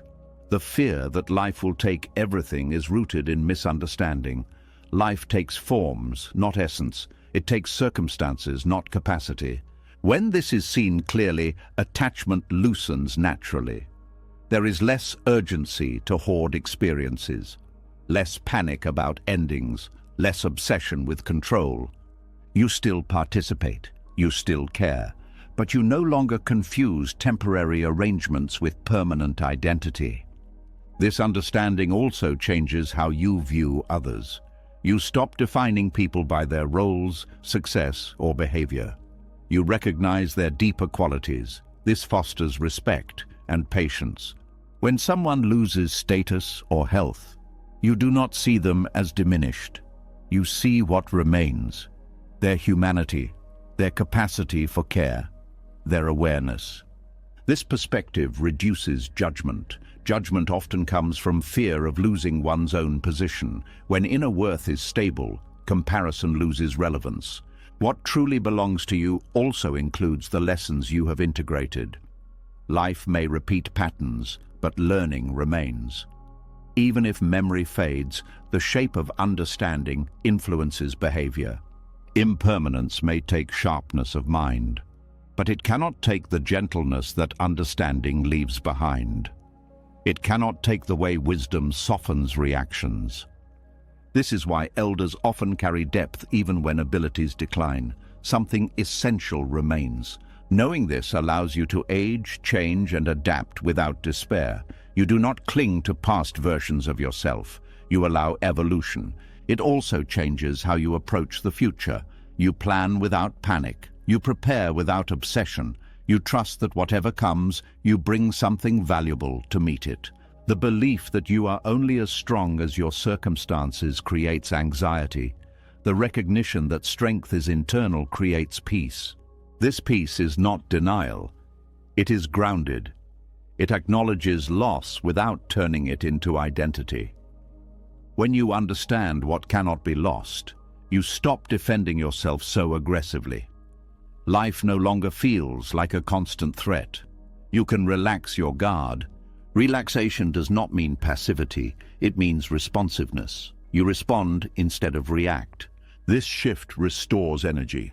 Energy once spent on fear becomes available for presence, care, and creativity. What truly belongs to you also includes your capacity to begin again. Beginnings do not depend on what you still have. They depend on willingness. Willingness cannot be taken. It is an inner choice. As this understanding deepens, impermanence stops being the enemy. It becomes the context within which what truly matters is revealed. What falls away was never yours to keep. What remains was never at risk. This does not eliminate grief. It transforms it. Grief becomes the honoring of what passed, not the collapse of what remains. Life continues to change. Bodies age, circumstances shift, relationships evolve, but wisdom remains available, compassion remains possible, clarity remains accessible. These are not possessions in the usual sense. They do not belong to the ego. They belong to awareness itself. And awareness, once cultivated, cannot be taken by time, loss, or change.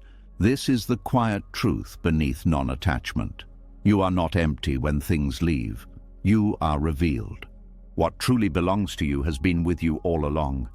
As the understanding of what cannot be lost settles into the body, another attachment quietly asks to be seen. Even when possessions, roles, and circumstances loosen their grip, there is often something deeper that still holds tight, not to what you have, but to who you believe you are. This attachment feels invisible because it has been there for so long, yet it is one of the strongest sources of suffering. There is a quiet tension in carrying a fixed sense of self, a constant effort to maintain an image, to protect a story, to remain consistent with an idea that once felt useful. This effort rarely rests, and beneath it lives a subtle fear. The fear of not knowing who you are if the story falls away. Identity begins as a practical tool. It helps organize experience. It gives language to memory. It allows communication and belonging. But over time, what began as a reference point hardens into a definition. The mind starts treating identity not as a description, but as a requirement, something that must be defended. When identity becomes fixed, life becomes threatening.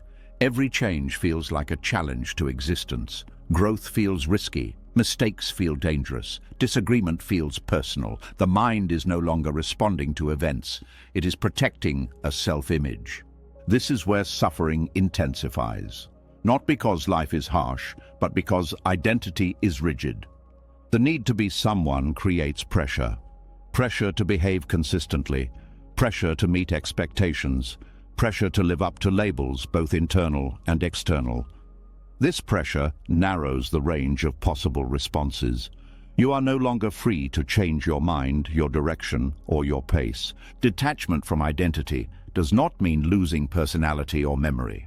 It means loosening the belief that you must remain the same in order to be valid. It means allowing identity to be fluid rather than fixed. Most suffering around identity comes from clinging to the past. This is who I am. This is what I do. This is how people know me. When life invites change, the mind resists. It would rather endure discomfort than face uncertainty. Identity clinging often hides inside pride. Pride in being strong, capable, kind, successful, spiritual, independent. These qualities are not problems. The problem arises when they become obligations. When you feel you must always be strong, always capable, always kind, always composed. This creates emotional exhaustion. You are no longer responding to life honestly, you are performing. Detachment from identity allows honesty. You can be strong one moment and tired the next. You can be confident one day and uncertain the next. These shifts are not failures. They are expressions of being alive. Identity also shapes how pain is experienced. When pain contradicts identity, suffering doubles. Someone who identifies as independent may feel ashamed, needing help.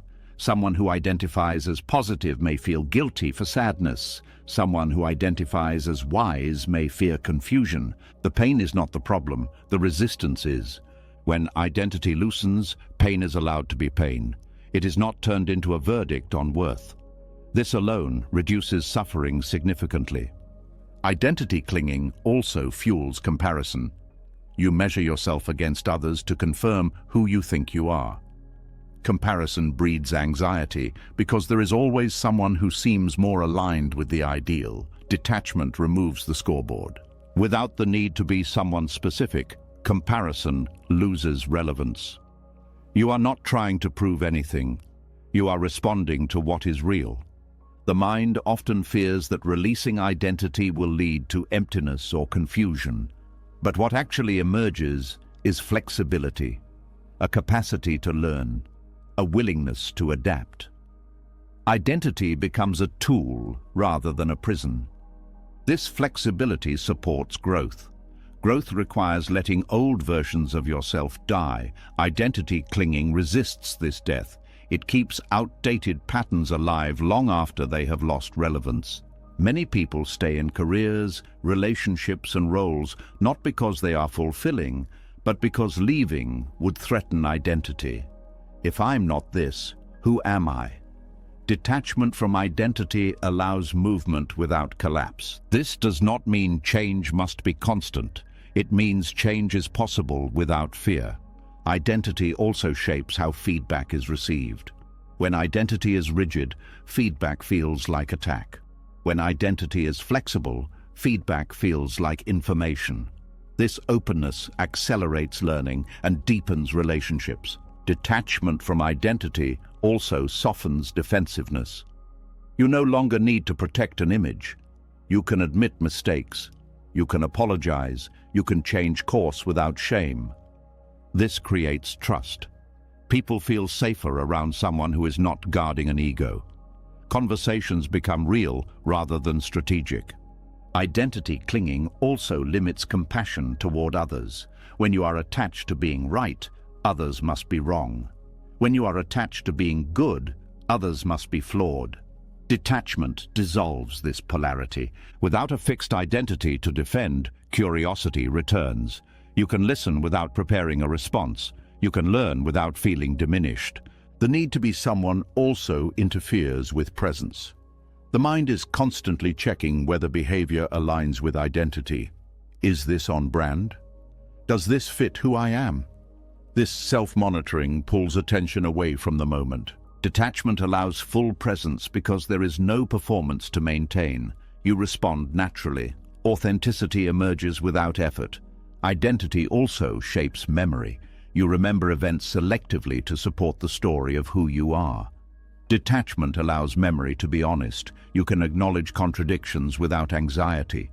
This honesty creates coherence, not the coherence of consistency, but the coherence of truth. Detachment from identity also changes how success and failure are experienced. Success is enjoyed without inflation. Failure is faced without collapse. Neither defines you. This stability does not come from certainty, it comes from openness. The mind often confuses identity with meaning. It believes that without a clear self-definition, life will feel meaningless. But meaning does not come from labels, it comes from engagement. When identity loosens, engagement deepens. You are not limited by roles. You can show up in unexpected ways. Creativity expands. Identity clinging also fuels fear of aging. Aging threatens familiar self-images. Detachment allows identity to evolve with the body. You are not trying to preserve youth or relevance. You adapt. This reduces anxiety about time. Time becomes a process rather than an enemy. Detachment from identity also softens grief. When loss occurs, you grieve without turning it into a statement about who you are now. You do not reduce yourself to the loss. This allows recovery without denial. Identity clinging can also trap people in victimhood. Past pain becomes identity. Letting go feels like betrayal of experience. Detachment honors pain without becoming it. You can acknowledge what happened without letting it define what is possible. The practice of releasing identity is gentle. It does not require erasing the self. It asks for curiosity. When a thought arises about who you are, you observe it. You do not obey it automatically. Over time, you see that identity is a pattern of thoughts, not a fixed entity. This insight creates space. In that space, freedom appears. Freedom does not mean chaos, it means responsiveness. You respond to life rather than to self-concepts. This responsiveness allows growth without self-betrayal. You change because life invites change, not because you are running from yourself. Detachment from identity also supports emotional balance. When moods shift, you do not label yourself as broken or weak. You allow the shift. Emotions pass more quickly when they are not personalized. Personalization is expensive. It turns every experience into a referendum on worth. Detachment reduces this cost. Without the need to be someone, you can simply be. Being does not require maintenance. It does not demand consistency. It is alive. This does not erase personality. Personality remains, but it is lighter. It adapts. It evolves. Detachment from identity also encourages humility. You recognize that who you are is not a finished product. This humility invites learning. Learning keeps life fresh. Identity clinging keeps life stale. When identity loosens, the fear of being wrong fades. Wrongness becomes part of learning rather than a threat. This openness strengthens resilience. You are not shattered by contradiction, you integrate it. Detachment from identity also improves compassion toward yourself. You stop punishing yourself for not living up to an image. You allow imperfection. Imperfection is not a flaw, it is evidence of movement. As identity loosens, life feels more spacious. There is less to protect, less to prove, less to maintain. You still act. You still choose. You still care. But you are no longer carrying the weight of a rigid self-definition. Suffering diminishes not because life becomes easy, but because the mind stops demanding that it confirm an image. You are no longer trying to be someone. You are responding to what is. This response is alive. It is honest. It is free. Detachment from identity does not remove you from life. It returns you to it. As the grip on identity loosens, another habit quietly comes into view. Even without trying to be a certain kind of person, there is often a lingering pull toward being seen a certain way. A subtle checking, a quiet hope for approval, a fear of disapproval. This habit is so normalized that it rarely feels optional, yet it carries a heavy cost.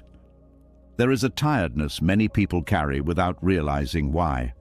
A background exhaustion that does not come from work or responsibility, but from constant self-adjustment, from monitoring reactions, from shaping words, emotions, and choices to remain acceptable. When identity softens, this performance becomes easier to see, and when it is seen, a new freedom becomes possible. The need for validation is learned early. Approval signals safety. Disapproval signals danger. This wiring makes sense when survival depends on belonging, but over time, the nervous system keeps responding as if acceptance is always at risk. Life becomes a stage. Every interaction becomes an audition. Detachment from approval does not mean rejecting connection. It means releasing the belief that your worth depends on being liked, praised, or agreed with. This belief is what creates the performance. Without it, something quiet and steady takes its place. Validation seeking shapes behavior in countless small ways. You soften opinions, you exaggerate agreement, you hide confusion, you suppress discomfort, You offer what is expected rather than what is true. Each adjustment seems minor, but together they create distance from yourself. This distance is felt as unease, a sense of not fully inhabiting your own life. The body tightens because it is always checking for danger. The mind stays alert for signs of rejection. Rest becomes difficult. Detachment from validation interrupts this cycle. When approval is no longer required for emotional safety, the system relaxes. You stop scanning for cues. Attention returns to the present moment. The quiet freedom here is not dramatic. It does not announce itself. It feels like space, space to speak honestly, space to pause, space to not know, space to disagree without hostility. Many people fear that without seeking approval they will become careless or unkind. But kindness driven by fear is fragile. It disappears under pressure. Detachment allows kindness to be chosen rather than performed. This makes it more reliable. When you no longer need validation, listening improves. You are not listening to be liked. You are listening to understand. This changes conversations. People feel less managed and more met. Detachment from approval also reduces emotional reactivity. Praise no longer inflates the ego. Criticism no longer devastates it. Feedback becomes information rather than identity verdict. This balance creates stability. You can receive input without losing center. You can adjust without collapsing. The need for validation often hides inside achievement. Success becomes proof of worth. Failure becomes shame.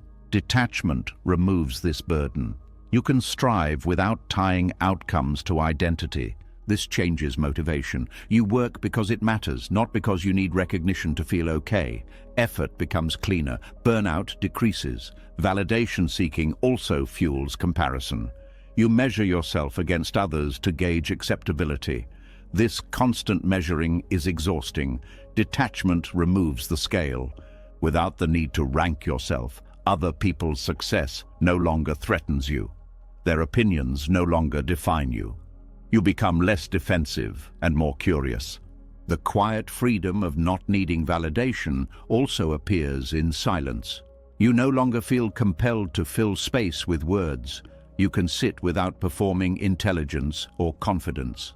Silence becomes comfortable. This comfort allows reflection. Reflection deepens understanding. Understanding strengthens clarity. Detachment from approval also supports boundaries. When you do not need to be liked at all costs, you can say no without guilt. You can protect energy without self-attack. Boundaries strengthen relationships. They prevent resentment. They allow honesty. Validation seeking erodes boundaries because it fears rejection. Detachment restores them. This shift also reduces people-pleasing. Pleasing others often comes from fear, not generosity. Detachment allows generosity to be genuine. You give because you choose to, not because you are afraid not to. The body feels this difference. Tension reduces, breathing deepens. The nervous system exits constant alert mode. Detachment from validation also allows you to change your mind. Without needing consistency for approval, learning becomes easier. You can update beliefs without shame. This openness supports growth. Growth requires admitting not knowing. Validation seeking resists this because it wants to appear competent. Detachment values truth over image. The quiet freedom here also includes freedom from self-censorship. You stop editing yourself excessively. You speak more directly. This does not make you harsh. It makes you clear. Clarity reduces misunderstanding. Misunderstanding fuels conflict. Detachment improves communication by reducing hidden agendas. Validation seeking also affects emotional expression. You may hide sadness to appear strong. You may hide joy to avoid envy. Detachment allows emotional honesty without theatrics. Emotions move more freely when they are not managed for effect. This prevents emotional buildup. Feelings pass rather than accumulate. The fear behind validation seeking is often the fear of exclusion. Detachment does not deny this fear, it places it in perspective. Belonging is valuable, but not at the cost of self-erasure. When you stop sacrificing authenticity for acceptance, you attract connections that align naturally. Relationships become fewer but deeper. You are met rather than tolerated. Detachment from approval also changes how you relate to authority. You respect wisdom without surrendering agency. You listen without shrinking. You evaluate without rebellion. This balance creates maturity. You are not defined by approval or opposition. You choose based on values. The need for validation often intensifies during uncertainty. When the future feels unclear, approval feels stabilizing. Detachment offers a different anchor, inner alignment. Inner alignment is knowing why you do what you do. It does not require agreement. It provides steadiness when opinions differ. Detachment from validation also softens self-judgment. When you stop measuring yourself by external reactions, you stop attacking yourself for perceived failures. Compassion increases. Self-compassion supports resilience. You recover faster. You try again. You do not quit because of embarrassment. Validation seeking also affects creativity. Fear of judgment limits expression. Detachment frees creativity. You explore without pre-approval. This freedom allows originality. Originality thrives when approval is not the goal. The quiet freedom here also includes freedom from over-explaining. You stop justifying choices excessively. You trust yourself enough to act without constant defense. This trust strengthens confidence. Confidence becomes grounded rather than performative. Detachment from approval also reduces resentment. When you stop expecting others to validate you, you stop blaming them for not doing so. Responsibility returns inward. This responsibility is empowering. You are no longer dependent on moods, opinions, or reactions. The exhaustion of being acceptable fades. You no longer carry the burden of constant self-monitoring. Life feels lighter. This does not mean you ignore impact. You still care how actions affect others, but care is not confused with fear. Detachment allows responsiveness without submission. You adjust when it aligns with values, not when it is demanded by insecurity. The quiet freedom of not needing validation shows up as ease. Ease in movement, ease in speech, ease in rest. You begin to trust that being yourself is enough, even when misunderstood, even when disagreed with, even when unseen. This trust does not isolate you. It grounds you. It allows genuine connection because you are no longer trading authenticity for acceptance. Relationships become places of meeting rather than proving. Conversations become exchanges rather than performances.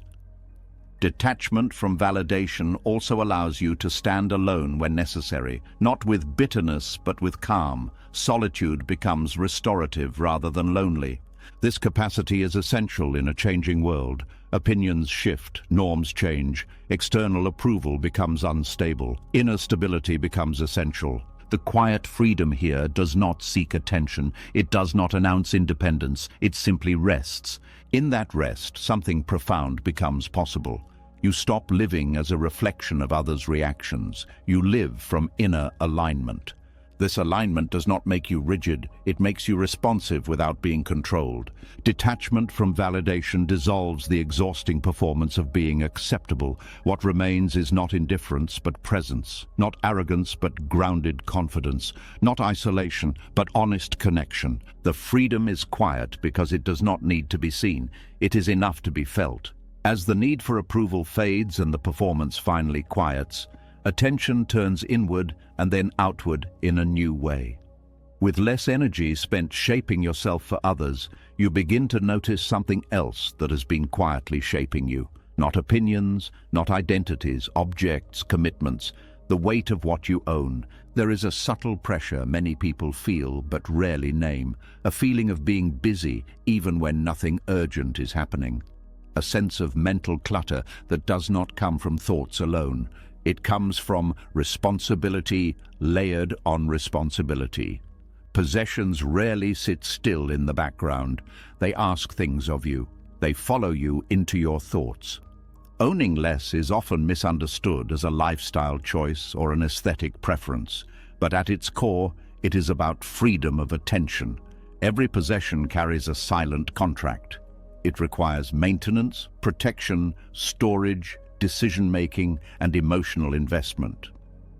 Over time, these contracts accumulate. The mind becomes crowded. The phrase, "I own this," feels empowering at first, but slowly, ownership flips. What you own begins to own pieces of your attention. You remember to fix it.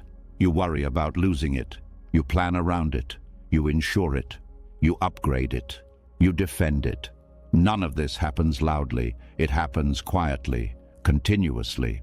Mental obligations are heavier than physical ones. You can put an object down, but the thought of it lingers. The mind keeps lists. What needs cleaning? What needs replacing? What might break? What others might think? These thoughts consume energy even when you are resting. Possessions multiply decisions. What to wear, what to use, what to keep, what to throw away. Each decision seems small, but together they drain clarity. The mind becomes fatigued by choice. This fatigue does not come from lack of discipline, it comes from excess input. Attention is finite. When it is spread across too many obligations, depth disappears. Presence thins. Owning less is not about rejecting comfort or beauty. It is about choosing which obligations deserve space in your life. When you reduce possessions, you reduce the number of things asking for your attention. This reduction creates relief, not because life becomes empty, but because it becomes manageable.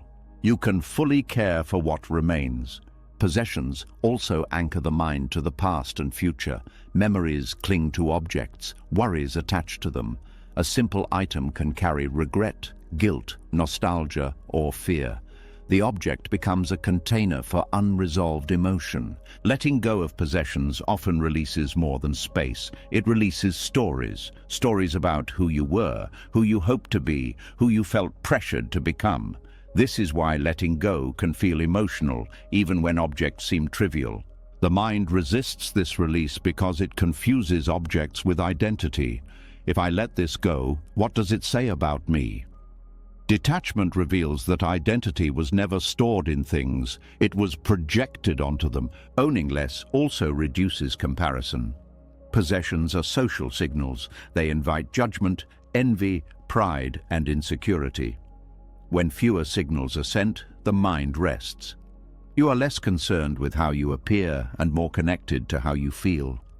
Possessions also create a sense of obligation to the future. You must earn enough to maintain them. You must protect them. You must keep pace. This obligation can trap people in patterns they have outgrown. Reducing possessions loosens this trap. It creates flexibility. When you need less, you have more options. Change becomes less frightening. Mental space increases when physical space is simplified. This is not magic. It is cause and effect. Fewer inputs create fewer demands. Fewer demands allow attention to settle. When attention settles, clarity improves. You think more clearly, you feel more deeply, you respond more thoughtfully. Possessions can also distract from emotional needs. Buying, collecting, and upgrading can become ways to avoid discomfort. When you own less, these distractions fade. You are left with yourself. This can feel uncomfortable at first, but discomfort is not harm. It is adjustment. Over time, the mind learns that it does not need constant stimulation to feel okay. Owning less also changes your relationship with time. Less time is spent organizing, maintaining, and managing. That time returns to you. You can rest without guilt. You can focus without interruption. Time is one of the most valuable forms of wealth. Possessions often trade time for convenience, but many also quietly steal it back through maintenance and worry. Owning less restores balance. Convenience is chosen intentionally rather than accumulated unconsciously. Possessions can also create emotional attachment loops. The more you invest in something, the harder it is to release it, even when it no longer serves you. This keeps life cluttered. Letting go breaks these loops. It teaches the mind that release is survivable. This lesson extends beyond objects into emotions, roles, and habits. Owning less also encourages gratitude for what remains. When there is less noise, what is present stands out. Quality replaces quantity. This does not require deprivation. It requires discernment. You choose what supports your life rather than what fills it. Mental obligations are often invisible because they are normalized. Everyone seems busy. Everyone seems overwhelmed. But overwhelm is not inevitable. It is often the result of unmanaged accumulation. Reducing possessions is one way to reclaim agency. You choose what deserves space in your mind. Possessions can also tie you to versions of yourself that no longer fit. Objects from past phases linger as reminders of expectations, failures, or pressures. Letting go allows growth. Growth requires space. Without space, new patterns cannot form. Owning less also reduces fear. Fear of damage, fear of theft, fear of loss. Each object adds a small amount of anxiety. Many small anxieties add up. When you own less, there is less to defend. The nervous system relaxes. This relaxation improves health. Stress decreases. Sleep improves. The body responds to simplicity. Owning less also sharpens values. When you choose fewer things, choices become intentional. You ask, does this support my life? Rather than, can I afford it? This question shifts focus from accumulation to alignment. Possessions also shape routines. More items create more steps. More steps create more friction. Simplifying reduces friction. Reduced friction allows flow. Tasks feel easier. Life feels smoother.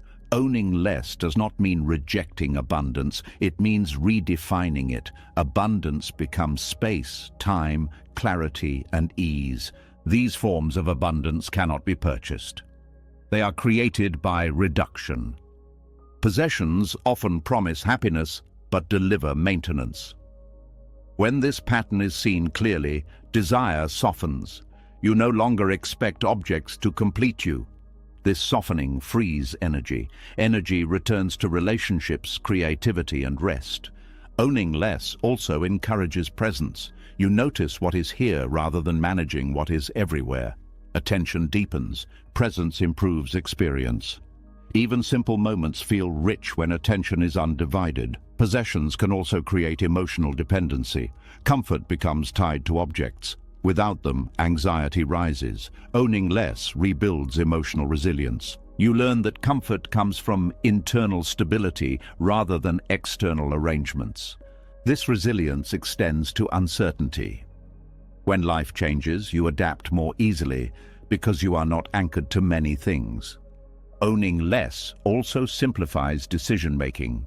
Fewer options create clarity.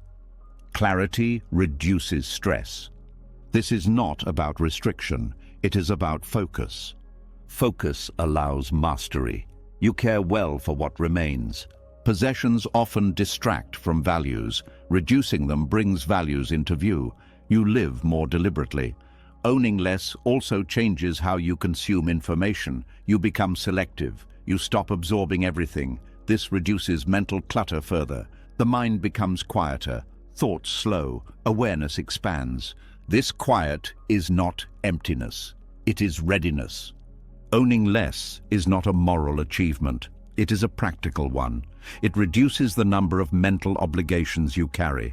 When obligations decrease, freedom increases. Freedom here does not mean escape. It means availability. You are available to life rather than managing things. As possessions loosen their hold, the mind regains ownership of itself. Attention returns home. What remains is not lack, but room. Room to think, room to feel, room to live without being pulled in too many directions. Owning less is not about what you give up. It is about what you regain, and what you regain is the mind itself. As the weight of possessions loosens and attention returns to its natural clarity, another form of attachment quietly comes into focus, one that is often harder to see than objects or approval. Attachment to people as we wish they were, not as they are. This attachment hides inside love, concern, hope, and responsibility, yet it creates a tension that slowly wears relationships down. There is a subtle ache many people feel in their closest connections, not because love is missing, but because reality is being resisted. A quiet struggle between what is and what should be. This struggle often goes unnoticed, yet it shapes how we listen, react, and care. Letting people be who they are begins with an uncomfortable truth. You cannot control another person's inner world. Their thoughts, emotions, pace of growth, and choices do not belong to you. Even when intentions are good, control slips in through expectation. Detachment in relationships does not mean stepping away or caring less. It means releasing the belief that love gives you the right to shape another person. It means choosing presence over pressure. Control often wears a caring mask. It says, "I just want what's best for you." But underneath is discomfort with uncertainty, fear that if things unfold differently, pain will follow. This fear drives subtle manipulation, advice that is really instruction, support that is really direction. When you resist who someone is, you stop seeing them clearly. You listen for what confirms your expectations rather than what is actually being said. Over time, this creates distance, not because the other person pulls away, but because they are no longer met where they stand. Detachment allows true meeting. You encounter the person as they are now, not as a project in progress. This does not mean you approve of every behavior. It means you stop confusing acceptance with agreement. Acceptance says, "This is what is happening." Control says, "This should not be happening." One opens connection, the other creates friction. Resisting reality in relationships creates exhaustion. You are constantly adjusting, correcting, worrying, and monitoring. The relationship becomes work. Not the healthy work of care, but the draining work of management. Letting go of control does not make you passive, it makes you responsive. You respond to what is real rather than reacting to unmet expectations. Many conflicts do not arise from disagreement, but from resistance. Resistance to how someone feels, resistance to how fast or slow they change, resistance to who they are becoming. When resistance drops, conflict often softens. Conversations shift. There is more curiosity and less defense. You ask instead of assume. Detachment also removes the pressure to fix. When someone you love is struggling, the urge to fix can be overwhelming. But fixing often communicates mistrust. It says, "I don't believe you can handle this." Letting people be does not mean withholding support. It means offering support without trying to control outcomes. You stand beside rather than stand over. This posture strengthens relationships. People feel respected rather than managed. Trust grows naturally. Control also limits emotional honesty. When people sense they must meet expectations to be accepted, they hide parts of themselves. Detachment creates safety for truth. Truth deepens intimacy. Letting people be also requires tolerance for discomfort. Growth is rarely neat. People learn through mistakes. Control tries to smooth the path. Detachment allows the path to unfold. This does not mean you ignore harm. Boundaries remain essential. Letting someone be who they are does not mean allowing abuse or neglect. Detachment supports boundaries because it separates acceptance from tolerance. You can accept that someone is acting in a certain way while still choosing not to engage with that behavior. This clarity reduces guilt and confusion. Detachment also softens disappointment. When you release rigid expectations, people no longer fail as often. You meet reality instead of a fantasy. This reduces resentment. Resentment often comes from unspoken contracts. If I care this much, you should change. Detachment dissolves these contracts. Care is offered freely, not conditionally. Letting people be also changes how love feels. Love becomes spacious. There is room for difference, room for silence, room for change. Attachment wants closeness through sameness. Detachment allows closeness through difference. This difference keeps relationships alive. When people are allowed to evolve, connection stays dynamic.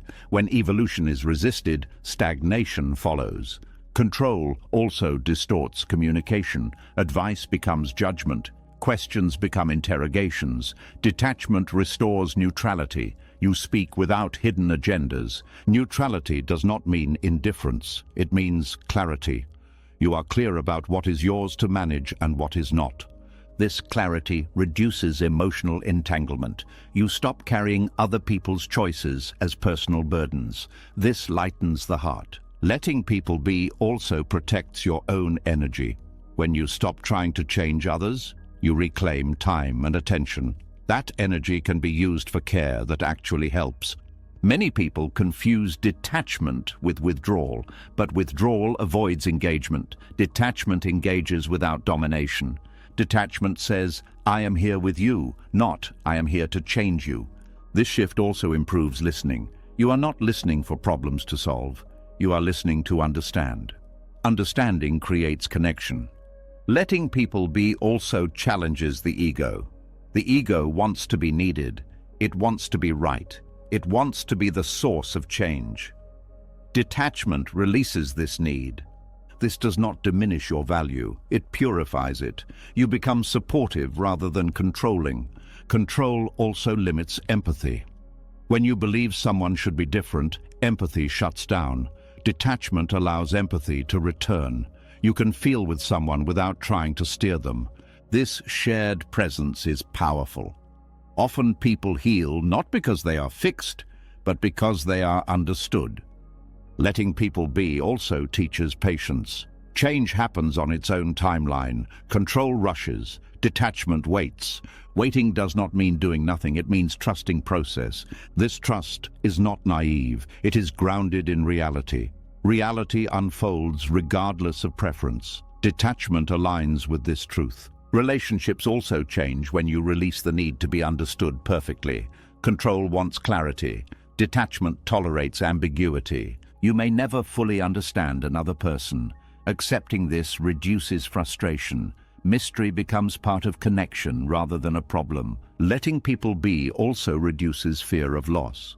When you stop clinging to specific outcomes, relationships feel less fragile. You enjoy what is present without demanding permanence. This enjoyment is cleaner. It does not carry the weight of future anxiety. Control often tries to prevent loss by tightening bonds. Detachment strengthens bonds by allowing freedom. People stay where they are respected. Letting people be also improves self-respect. When you stop over-functioning in relationships, you stop abandoning yourself. Balance returns. You no longer define your worth by your ability to influence others. You rest in your own integrity. This integrity stabilizes relationships. You show up consistently without overextending. Detachment also changes how endings are handled. When relationships shift or end, you grieve without blame. You do not turn change into failure. This allows healing without bitterness. Letting people be also supports forgiveness. When you accept reality, you stop demanding that the past be different. Forgiveness becomes a release rather than a moral duty. Control keeps wounds open by replaying how things should have gone. Detachment allows closure. Relationships are living systems. They breathe, shift, expand, and contract. Control tries to freeze them. Detachment allows movement. This movement keeps relationships alive. Even distance can be held with respect. Letting people be does not mean lowering standards. It means clarifying them. You choose how you engage without trying to reshape others. This clarity reduces confusion. You know when to stay. You know when to step back. You know when to speak and when to listen. Detachment also invites humility. You recognize that your view is partial. Others have inner worlds you cannot fully access. This humility softens certainty. Certainty often fuels conflict. Letting people be also creates emotional safety. Safety does not come from agreement. It comes from respect. Respect says, you are allowed to be yourself, even when it is uncomfortable for me. This respect builds trust. Trust deepens connection. Detachment does not abandon relationships. It abandons illusions about control. When control fades, love becomes simpler. You care without managing. You support without steering. You connect without constricting. This simplicity is not shallow. It is grounded. The tension that once lived between expectation and reality dissolves. What remains is presence. Presence does not require improvement. It requires attention. And attention, when offered without control, becomes one of the most powerful forms of love. As the effort to control others softens and relationships begin to breathe again, another pattern becomes impossible to ignore. Even when intentions are loving, something tight can still live beneath the surface. A constant checking, a quiet worry, a feeling that love must be protected or it will disappear. This is where love slowly transforms into something heavier. Not because love is flawed, but because fear has entered it. There is a familiar tension many people feel in close relationships. A restlessness that does not come from lack of care, but from too much concern. Love feels alive, yet the nervous system stays alert. This alertness is not devotion, it is anxiety, and anxiety, when mixed with love, changes its shape. Love on its own is expansive. It opens attention, it allows curiosity, it trusts connection. But when fear of loss joins it, love contracts. It starts watching, measuring, anticipating danger. What once flowed naturally now requires effort. Attachment is the doorway through which fear enters love. Attachment says, I need this to stay the same for me to be okay. Love says, I am here with you as you are. These two voices cannot coexist peacefully for long. One invites presence, the other demands security. When fear of loss appears, the mind begins to monitor. Words are replayed, silences are analyzed, small changes feel significant. The heart stops resting and starts scanning. This is how surveillance replaces presence. Surveillance is subtle. It does not always look like control. Sometimes it looks like concern. Are you okay? Did something change? Why didn't you respond? These questions can be caring, but when driven by fear, they are not about understanding. They are about reassurance. Reassurance becomes a temporary relief rather than a foundation. It soothes anxiety briefly, but it does not resolve it. The mind quickly looks for the next signal. Love becomes exhausting because it never feels settled. Attachment also turns love into expectation. When fear is present, love begins to carry conditions. Unspoken rules form. You should make me feel secure. You should behave consistently. You should protect my peace. These expectations are rarely discussed, yet they shape reactions. When expectations are unmet, disappointment arises. Not because harm occurred, but because fear feels exposed. The disappointment is not about the other person. It is about the loss of imagined safety. Emotional tension builds here. You want closeness, but closeness feels risky. You want connection, but connection feels fragile. The heart pulls forward while the mind braces for impact. This inner conflict is deeply draining. Love mixed with fear also narrows attention. Instead of seeing the whole person, you focus on behaviors that confirm or threaten security. Warmth becomes conditional. Mood fluctuates based on perceived stability. This fluctuation creates instability. The very thing attachment seeks to prevent begins to emerge. Relationships feel tense because they are being watched. Fear of loss also amplifies imagination. The mind fills gaps with stories. Silence becomes distance. Independence becomes rejection. Change becomes danger. These stories feel real because fear gives them urgency. Attachment does not trust what is happening now. It worries about what might happen next. Love lives in the present. Anxiety lives in the future. When anxiety dominates, love stops feeling safe.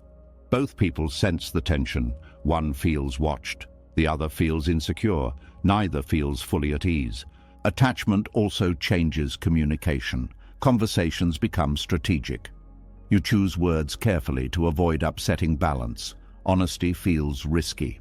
You may hide feelings to maintain peace or express them explosively when tension builds. Neither pattern supports intimacy. Intimacy requires safety. Safety requires freedom from constant evaluation. Love mixed with fear also struggles with autonomy. When someone you love needs space, fear interprets it as withdrawal. Instead of respecting independence, attachment tightens. This creates pressure. Pressure does not create closeness. It creates resistance. The more pressure is applied, the more distance appears. Attachment then interprets this distance as confirmation of fear, and the cycle deepens. This cycle often repeats without awareness. People believe they are loving deeply, but they are actually managing anxiety. The energy goes into prevention rather than connection. Fear-based love also turns small conflicts into major threats. Disagreements feel dangerous because they suggest instability. Instead of addressing the issue, the mind focuses on preserving the relationship at all costs. This avoidance prevents resolution. Issues remain unresolved.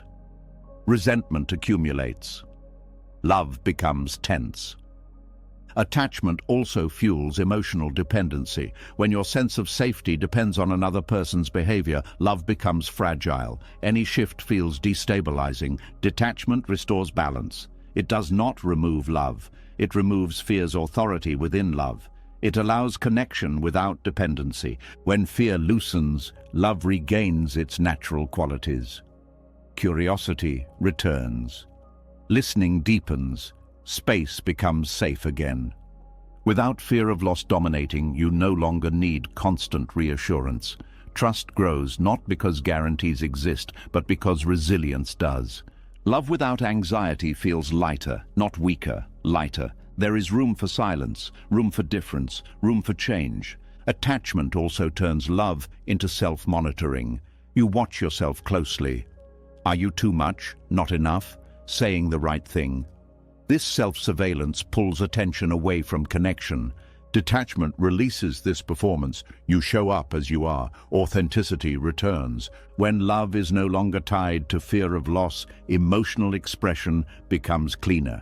You share feelings without using them to secure reassurance. You listen without needing to defend.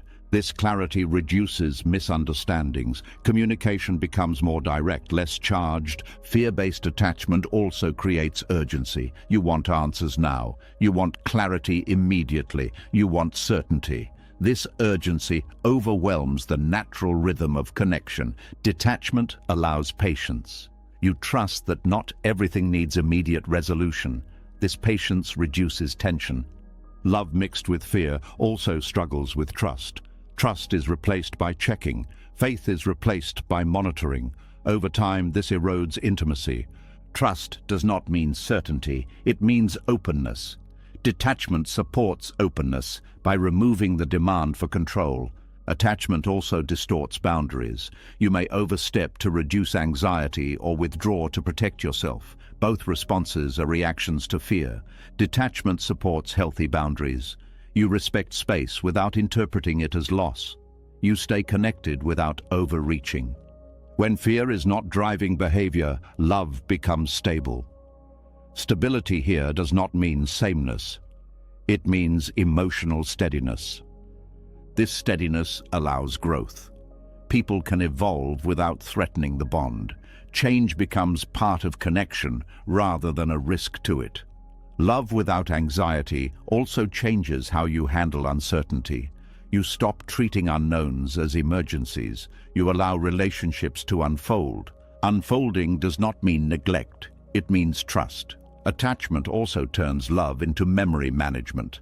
Past hurts are stored as warnings. They influence present reactions. Fear keeps old pain alive. Detachment allows healing.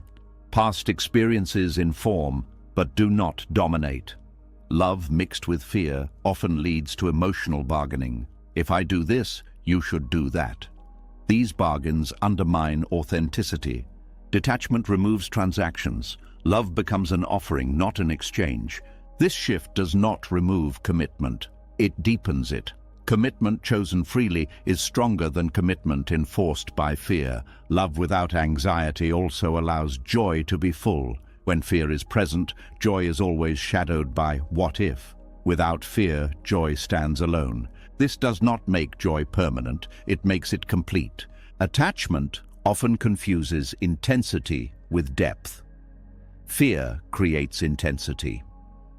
Detachment creates depth. Depth is steady. It does not spike and crash. It grows quietly. Love mixed with fear also limits compassion. Fear focuses inward. Detachment opens outward. Compassion flows when you are not consumed by your own insecurity. Detachment does not remove vulnerability. It supports it. Vulnerability without fear is intimacy. Vulnerability with fear is exposure. This difference matters.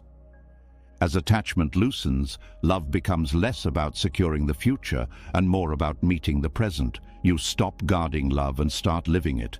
The anxiety that once accompanied care fades. What remains is warmth without tension. Love does not need fear to survive. Fear does not protect love, it constricts it. When fear steps aside, love regains its natural intelligence. It knows how to adapt. It knows how to endure. Attachment turned love into anxiety by asking it to guarantee what life never promised. Detachment returns love to its rightful place, not as a shield against loss, but as a way of being present while life moves. And in that presence, love finally rests. As love relaxes and anxiety loosens its grip, something unexpected begins to show itself. When fear steps aside, life does not fall apart. In fact, it often does the opposite. Connections soften, moments deepen. What once felt fragile begins to feel strangely steady. This raises a quiet curiosity. Could it be that holding on was never what kept things close? There is a subtle mystery here. The harder something is grasped, the more tense it becomes. The moment pressure is released, ease returns. This pattern appears everywhere, yet the mind resists it. It feels backwards, and still, life keeps proving it true. Releasing is often misunderstood as giving up, but release is not rejection, it is permission. Permission for things to move, breathe, change, and find their natural place. When you stop forcing continuity, continuity sometimes arrives on its own. The paradox is simple but uncomfortable. What you try to hold still often slips away faster. What you allow to move freely often stays longer. This is because tight holding introduces fear. Fear introduces tension. Tension disrupts balance. Balance is what allows things to remain.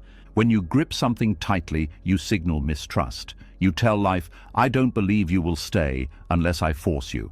That force creates strain. Strain weakens connection. Releasing removes strain. It replaces pressure with openness. Openness creates space. Space allows things to settle naturally. This applies not only to relationships, but to emotions, opportunities, creativity, and even peace. The mind often tries to trap good experiences, afraid they will disappear. In doing so, it squeezes the joy out of them. Joy thrives in freedom. It fades under surveillance. When you allow joy to come and go, it visits more often. When you demand that it stay, it retreats. This paradox appears clearly in human connection. People stay where they are free. They leave where they are controlled. This is not a moral statement. It is a natural response. When someone feels held by expectations, watched by fear, or bound by obligation, the nervous system tightens. Distance becomes a form of relief. When someone feels trusted, respected, and free to be themselves, closeness grows. Staying feels natural rather than forced. Releasing does not guarantee permanence. Nothing does. But it creates the conditions where staying is possible. Holding tightly creates conditions where leaving becomes necessary. The mind often believes that control is protection, but control signals danger. It tells the other, I am afraid. Fear is contagious. It spreads tension. Release signals trust. Trust creates safety. Safety invites presence. This is why release often strengthens bonds rather than weakening them. The paradox also applies internally. When you release the need to feel a certain way, emotions move more smoothly. Sadness passes faster when it is allowed. Anxiety softens when it is not resisted. When you cling to emotions, they linger. When you fight them, they harden. When you allow them, they complete their cycle. This is not resignation. It is cooperation with how the mind works. Thoughts behave the same way. The more you try to stop a thought, the louder it becomes. When you allow it without engagement, it fades on its own. Release removes friction. Friction creates heat. Heat creates suffering. This paradox also shapes creativity. Ideas flow when there is freedom. When you try to force inspiration, it disappears. When you allow play, creativity returns. Artists, writers, thinkers often discover this through experience. Effort helps, but pressure kills. Discipline supports creation. Control suffocates it. Releasing outcome allows process. Process is where life happens. The paradox also applies to growth. When you cling to who you think you should be, growth slows. When you release identity, growth accelerates. Growth requires letting go of outdated versions of yourself. Holding on delays evolution. Release invites it. Even confidence follows this pattern. When you try to appear confident, you become tense. When you allow uncertainty, confidence emerges naturally. Confidence is not the absence of doubt. It is comfort with movement. Releasing does not mean you do nothing. It means you act without gripping the result. You engage fully, then let go of how it turns out.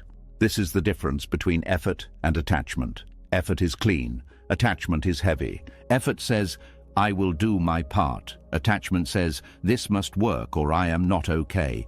Life responds better to effort than to demand. The paradox also reshapes how loss is experienced. When you release before loss happens, loss hurts but does not shatter. When you cling until the end, loss feels like collapse.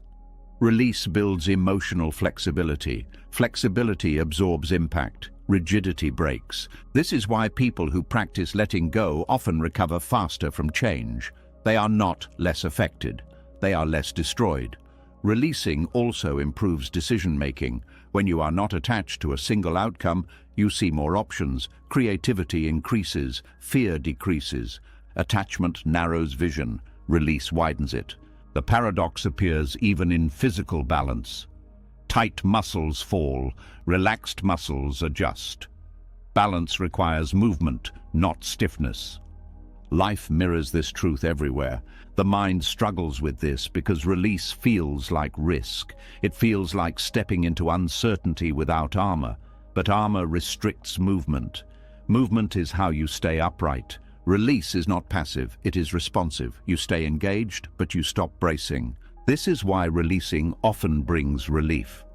The body senses reduced threat. The nervous system settles.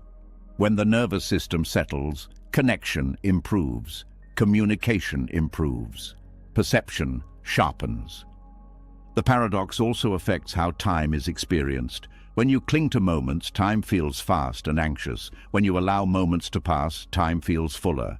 You stop chasing time, you inhabit it. Releasing also changes how you relate to success. Success enjoyed without attachment feels satisfying. Success clung to becomes stressful.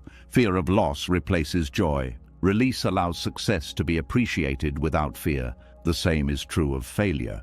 When you release identity from outcome, failure becomes information. When you cling to identity, failure becomes shame. Release transforms experience into learning. This paradox also influences trust. Trust cannot be forced. The more you demand it, the less it appears. When you release control, trust grows naturally. Trust requires space. Attachment closes space. Releasing does not mean you stop caring, it means you stop controlling. Care remains, control dissolves. This distinction is crucial. Many people avoid release because they fear losing care. But care without control is purer. It does not need to manipulate. Release also improves honesty. When you are not trying to keep something at all costs, you speak more truthfully. Truth strengthens connection. Attachment encourages silence and performance. Release encourages authenticity. The paradox shows up in happiness as well. When you chase happiness, it slips away. When you allow moments of contentment, happiness appears quietly.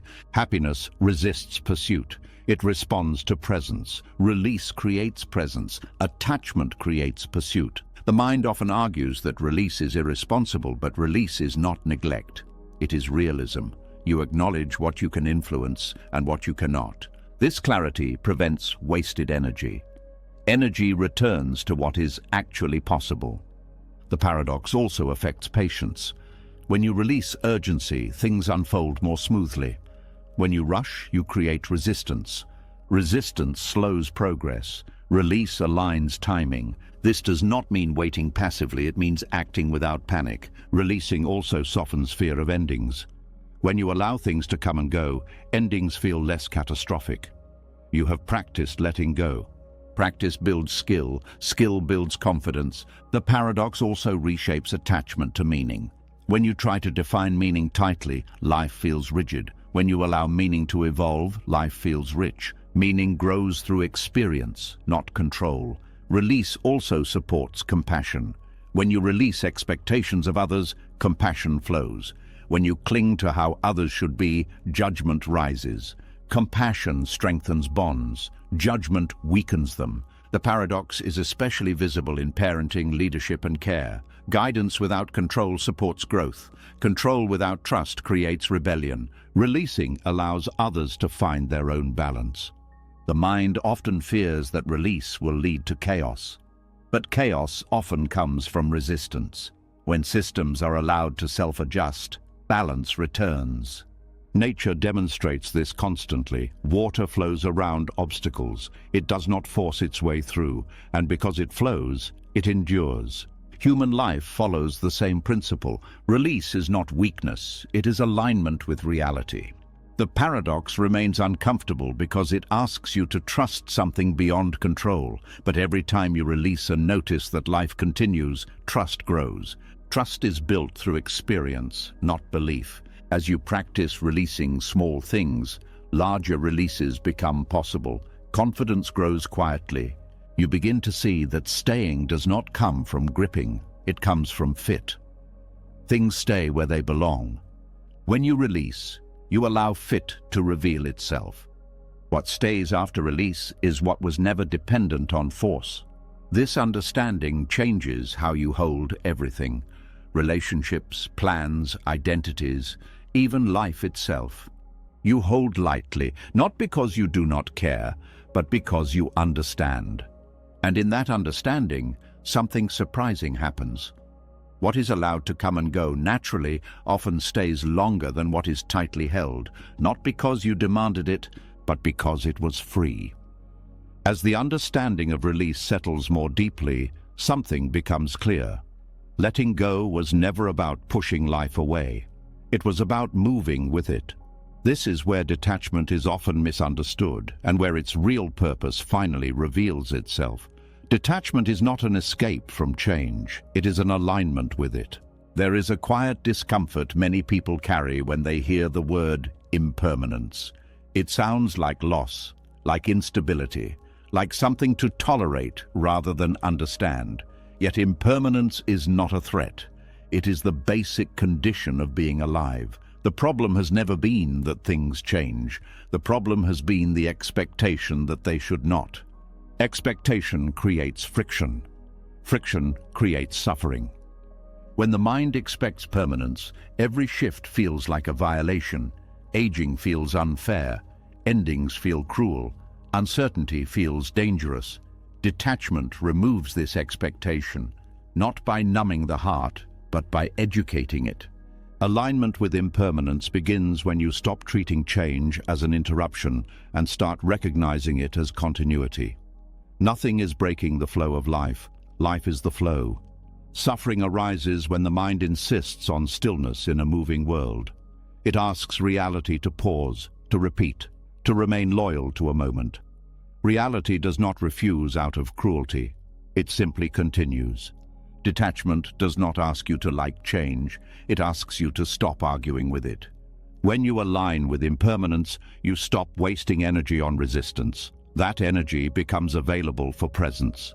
Presence does not eliminate pain, but it prevents pain from turning into suffering. Pain is unavoidable. Suffering is optional. This distinction is subtle but powerful. Pain comes from loss, disappointment, limitation, and uncertainty. Suffering comes from the belief that these should not be happening. Detachment removes the belief. When you expect change, change stops shocking you. It still affects you, but it does not disorient you. You are not betrayed by reality because you were never promised permanence. Alignment with impermanence also changes how you experience stability. Stability is no longer defined as things staying the same. It is defined as your ability to remain present while things change. This is a profound shift. It moves stability from the outside to the inside. Most anxiety comes from a mismatch between expectation and reality. You expect continuity. Reality offers movement. Anxiety is the tension between the two. Detachment dissolves this tension by bringing expectation back into alignment with truth. Truth is simple. Everything changes. Bodies age, feelings shift, relationships evolve, circumstances rearrange, thoughts arise and dissolve. This is not a philosophical idea, it is direct experience. Yet the mind resists this experience by clinging to snapshots. It wants moments to become monuments. Detachment allows moments to remain moments. This does not reduce meaning, it restores it. Meaning does not come from permanence, it comes from participation. Alignment with impermanence also softens fear of the future. When change is expected, uncertainty becomes normal rather than alarming. You stop treating unknowns as emergencies. This normalizing of uncertainty calms the nervous system. The body stops bracing for disaster. Breath deepens. Attention widens. Detachment also changes how you relate to the past. When impermanence is accepted, the past is no longer a reference point for how things should be now. Memory becomes informative rather than binding. You learn from the past without trying to preserve it. This allows growth. Growth requires releasing what no longer fits. Impermanence makes growth possible. Resisting impermanence freezes development. You stay loyal to outdated structures. Alignment allows evolution. Detachment also clarifies grief. Grief is the response to change. Suffering is the response to resisting that change. When you align with impermanence, grief moves cleanly. It does not turn into bitterness. Bitterness arises when loss is interpreted as injustice. Alignment removes that interpretation. This does not make loss pleasant, it makes it honest. Alignment with impermanence also reshapes how you approach goals. Goals are no longer guarantees of future satisfaction. They are directions of movement. You pursue without demanding arrival. This prevents disappointment from turning into despair. You adjust rather than collapse. Detachment also dissolves the fantasy of control. Control is an attempt to override impermanence. It creates tension because it is always partial. Alignment recognizes limits. It works within them. Limits are not failures. They are features of reality. When you accept limits, you stop fighting what cannot be changed. This frees energy for what can be influenced. Detachment does not eliminate effort, it purifies it. You act without illusion, you plan without attachment, you respond without panic. Alignment with impermanence also changes how you experience pleasure. Pleasure, enjoyed with awareness of change, is richer. You savor without clinging, you do not demand continuation. This removes the anxiety that shadows pleasure when permanence is expected. Detachment allows pleasure to be complete even when brief. The mind often believes that accepting impermanence will make life feel unstable. The opposite happens. Life feels more trustworthy because it behaves as expected. Expectation aligns with experience. Tension dissolves. Alignment also supports patience. When you understand that everything unfolds in time, you stop rushing moments. You allow processes to mature. Rushing is often an attempt to escape uncertainty. Alignment makes waiting tolerable. Detachment also transforms disappointment. Disappointment is the gap between expectation and outcome. When expectation is realistic, disappointment softens. This does not remove preference. You can still want things to go well. You simply do not require them to. This distinction preserves hope without creating dependency. Alignment with impermanence also improves emotional regulation. Emotions are movements. When allowed to move, they pass. When resisted, they intensify. Detachment allows emotional weather to change without panic. You stop labeling emotions as problems. You experience them as information. This reduces internal conflict. Detachment also changes how you relate to others changes. When people evolve, you do not interpret it as loss of stability. You adjust. This flexibility supports long-term connection. Alignment with impermanence also reframes aging. Aging is not decline, it is transformation. Resisting it creates suffering. Aligning with it creates dignity. You work with your body rather than against it. Detachment also influences how you experience uncertainty in the world. Economic shifts, cultural changes, global events. When impermanence is expected, uncertainty does not collapse your inner world. You stay informed without being consumed. This resilience is essential in a changing world. Alignment with impermanence also dissolves nostalgia's grip. Nostalgia becomes appreciation rather than longing. You remember without wishing to return. This frees you to live forward. Detachment also reduces regret. Regret often comes from clinging to how things should have been. Alignment allows you to accept what was without trying to rewrite it. Acceptance restores energy to the present. Alignment with impermanence also supports forgiveness. Forgiveness is easier when you stop expecting the past to be different. You accept that people acted within conditions that no longer exist. This understanding softens judgment. Detachment does not remove responsibility. It clarifies it. You are responsible for how you respond now, not for freezing the past. Alignment with impermanence also changes how you experience meaning. Meaning is no longer tied to permanence. It is tied to presence and participation. You stop asking life to last forever to matter. This frees you to engage fully without fear. Detachment also reduces existential anxiety. Fear of death often comes from clinging to permanence. Alignment with impermanence allows you to live fully without demanding immortality. This does not erase fear completely. It places it in context. Alignment with impermanence also encourages humility. You recognize that you are part of a larger process. This reduces ego-driven struggle. Humility does not diminish worth, it grounds it. Detachment allows you to meet life honestly, without fantasy, without denial, without escape. Escape avoids impermanence. Alignment embraces it. This embrace is not dramatic, it is quiet. It shows up as reduced resistance, increased flexibility, and deeper presence. Life continues to change. That will not stop. What can stop is the inner battle against that change. Detachment ends the battle. When you stop expecting things not to change, suffering loosens its grip, pain still visits, loss still happens, but the added layer of mental resistance fades. This is not resignation, it is cooperation.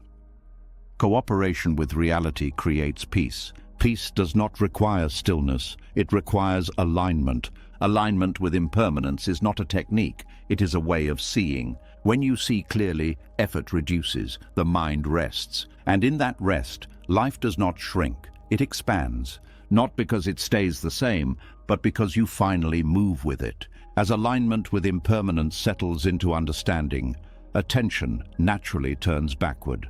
Not out of longing, but because something unresolved often waits there. Even when the present feels calmer, The mind has a habit of returning to old scenes, replaying moments, and whispering familiar questions. What if I had chosen differently? What if I had known then what I know now? This quiet pull toward the past can drain more energy than any future worry. There is a particular heaviness that comes from unfinished inner conversations, a sense that something is still owed to a moment that no longer exists. This is where regret lives, and this is where detachment begins to offer its most gentle relief. Regret is not simply memory. It is attachment to an alternate version of reality. It is the belief that the past should have unfolded differently, and that because it did not, something essential was lost forever. This belief keeps the mind turned backward, investing energy in scenes that cannot respond. Detachment dissolves regret, not by erasing memory, but by releasing the demand that the past be rewritten. It recognizes a simple truth: what happened already belongs to impermanence. Clinging to it does not change it. It only steals from now. Most regret is fueled by hindsight. The mind looks back with information that was not available at the time and judges past decisions by present awareness. This creates an unfair standard. You punish a former version of yourself for not knowing what only time could teach. Detachment restores fairness. It allows you to see past choices in their true context. You acted with the understanding, resources, and emotional capacity you had then. Expecting more is not wisdom, it is cruelty. Regret also often confuses responsibility with blame. Responsibility means learning. Blame means staying stuck. Detachment keeps the lesson and releases the punishment. When attachment to what should have been loosens, memory becomes informative rather than accusatory. You can reflect without reliving. You can remember without reopening wounds. This shift releases enormous energy. Energy that was trapped in mental replay returns to the present moment. Attention comes back online. Life feels available again. Regret keeps the nervous system activated. Each replay signals unfinished business. The body responds as if action is still required. Detachment signals completion. It tells the system that the moment has passed.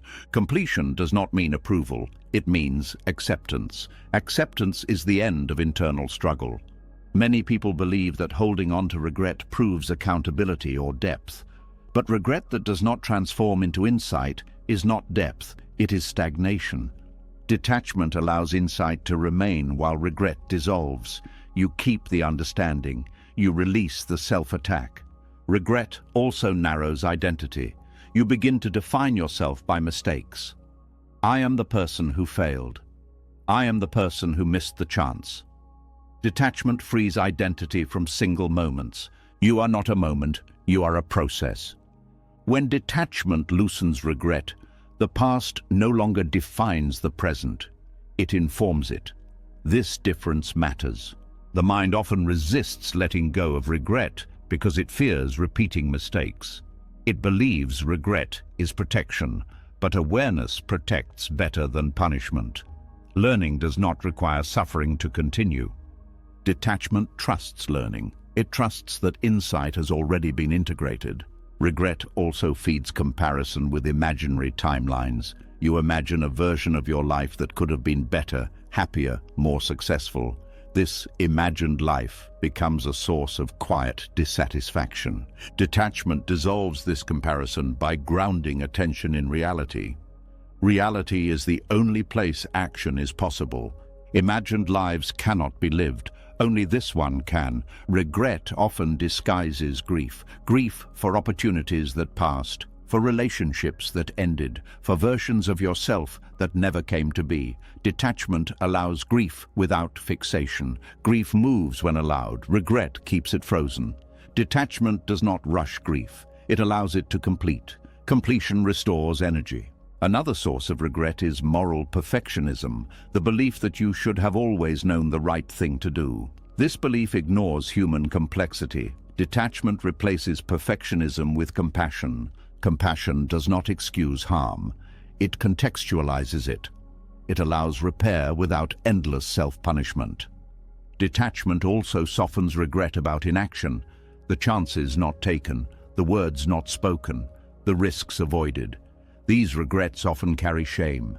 Detachment reframes them as information. You learn what matters. You learn where fear held you back. This learning informs future courage. The past cannot be changed, but the relationship to the past can. Regret consumes attention by demanding resolution where none is possible. Detachment ends the demand. Peace follows. When regret loosens, presence deepens. You notice what is happening now instead of comparing it to what might have been. Presence restores vitality. Life feels immediate again. Detachment also changes how memory is experienced emotionally. Memories lose their sharp edges. They become stories rather than wounds. This does not mean forgetting. It means integration. Integrated memories no longer pull you backward. They sit quietly in awareness. Regret often includes the belief that a single decision ruined everything. This belief exaggerates causality. Life is shaped by countless factors. Detachment restores proportion. No single moment carries that much power. Detachment also dissolves regret rooted in other people's actions. You stop expecting the past to conform to your wishes. You accept that others acted from their own limitations. This acceptance does not condone harm. It releases you from carrying it indefinitely. Regret often comes with rumination, endless thinking that produces no new insight. Detachment interrupts rumination by disengaging from its purpose. The purpose of rumination is control after the fact, control that is impossible. When control is released, thinking quiets. Detachment also returns agency. Instead of asking, "Why did this happen?" you begin asking, "How will I live now?" This question reclaims power. Regret steals agency by anchoring identity in the past. Detachment returns agency by grounding identity in the present. Regret also limits imagination. When the mind is stuck correcting the past, it cannot envision new possibilities. Detachment frees imagination. Imagination directed forward is creative. Directed backward, it is destructive.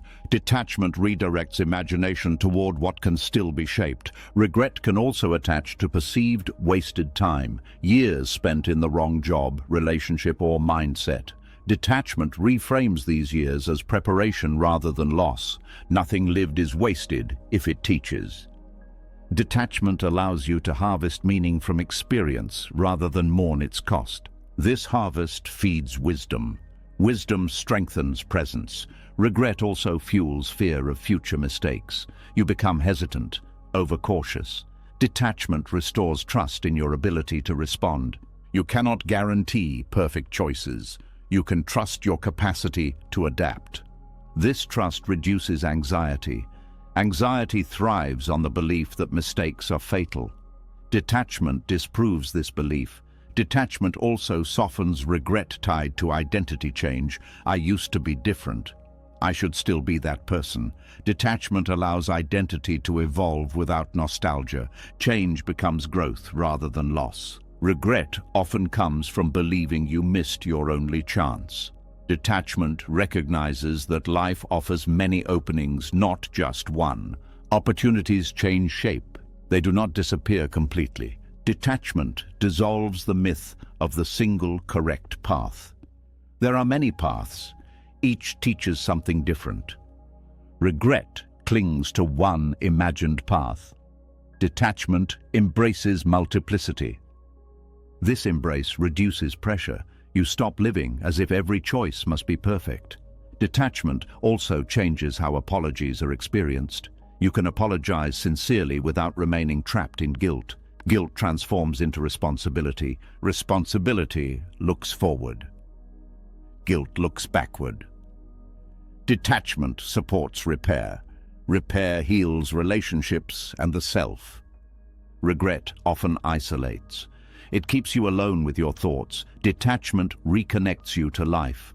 When you stop arguing with the past, the present welcomes you back.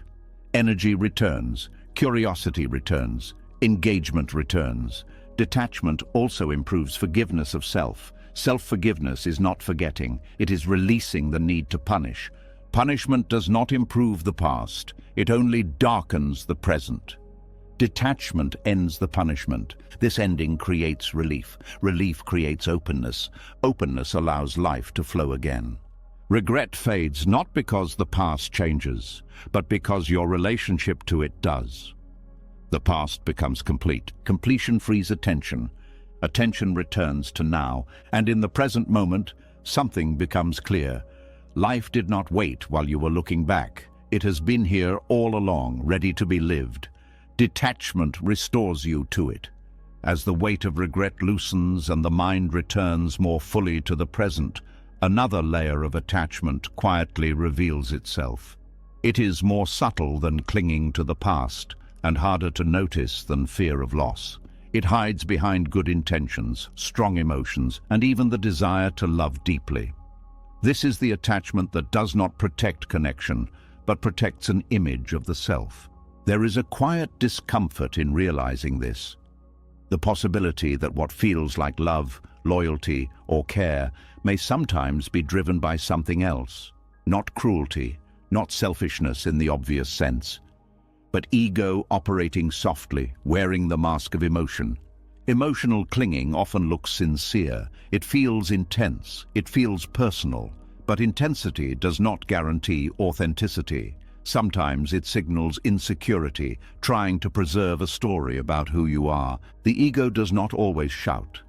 Often it whispers. It does not always demand attention. Sometimes it asks for reassurance. It wants to be seen as important, needed, irreplaceable, good, right, or special. Emotional attachment can become the tool it uses to protect these identities.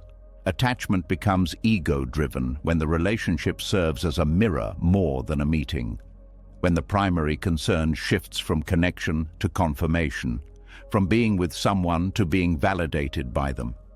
This shift is subtle, it happens quietly. You begin to care not just about the person, but about what the relationship says about you, your worth, your role, your image. When attachment protects self-image, reactions intensify. Disagreement feels threatening, distance feels personal, change feels like rejection.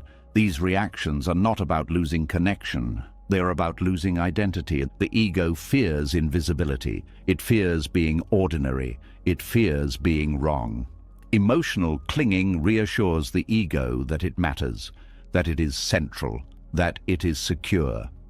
This is why attachment often becomes strongest when self-image feels fragile. During uncertainty, transition, or loss of role, emotional clinging increases. The ego looks for something to hold onto, something to stabilize the sense of self. In these moments, attachment is not about love, it is about grounding identity. This is not a moral failure, it is a human pattern. But when left unseen, it distorts connection. When ego is involved, listening changes. You listen not to understand, but to confirm your role. Are you appreciated, needed, acknowledged? When these confirmations are missing, discomfort arises. The discomfort is often misinterpreted. It feels like relational insecurity, but it is identity insecurity. Attachment driven by ego often demands reassurance, not because love is lacking, but because self-image feels unstable.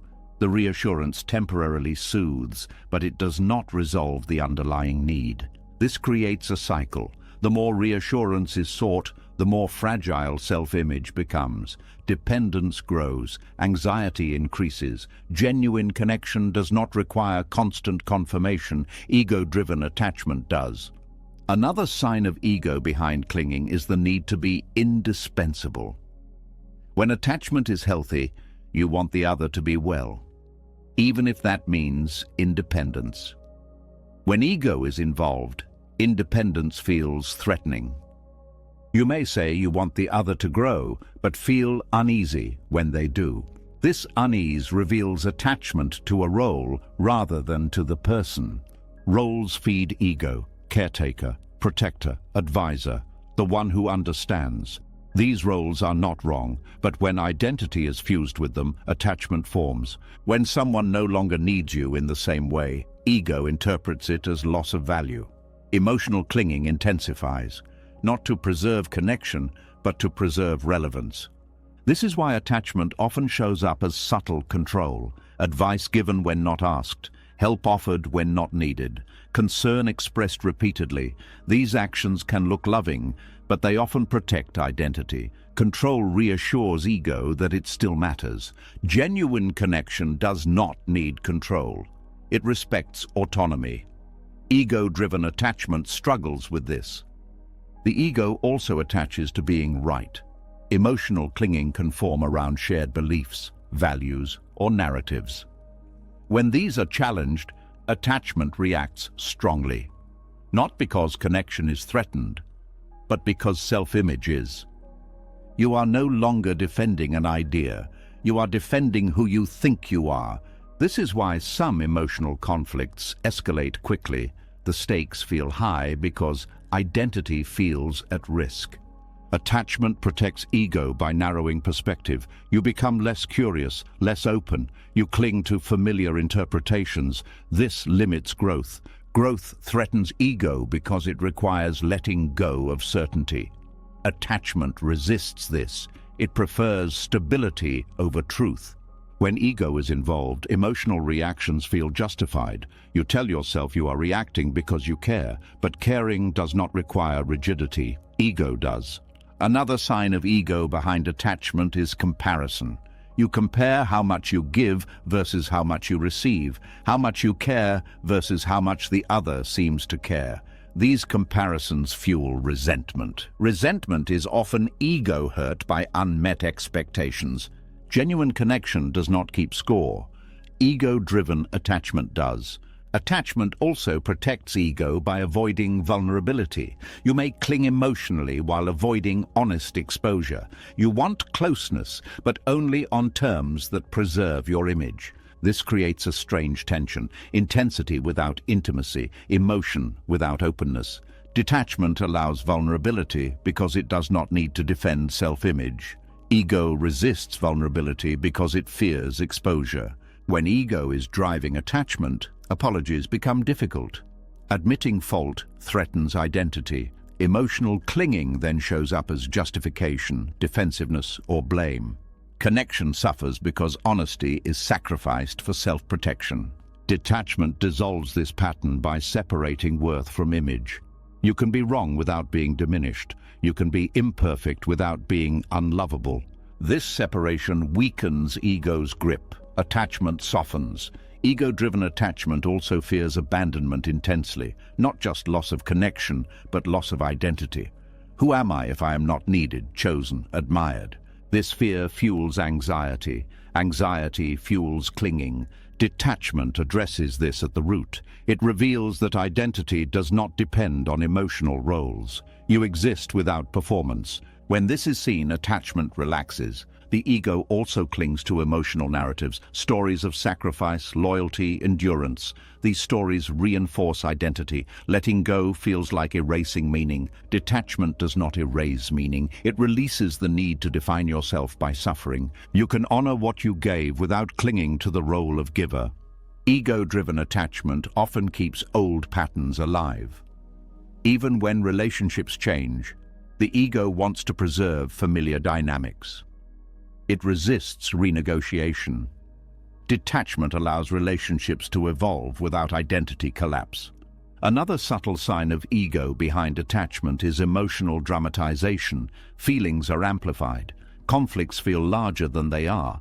This dramatization keeps the ego central. Drama maintains significance. Detachment removes the need for significance. This does not make life flat. It makes it grounded. Genuine connection thrives in simplicity. Ego thrives in intensity. Detachment reveals this difference. You begin to notice when emotional reactions are about connection and when they are about image. This noticing creates space. In that space, choice appears. You can choose to respond rather than react, to listen rather than defend, to release rather than cling. Ego resists release because release feels like diminishment. But release actually expands capacity. When you stop protecting self-image, you become more available, more present, more responsive. Connection deepens because there is less agenda. Detachment also reduces emotional exhaustion. When you are no longer maintaining an image, energy returns. You stop managing perception. This energy supports genuine care, care without self-reference. Ego-driven attachment often confuses being needed with being loved.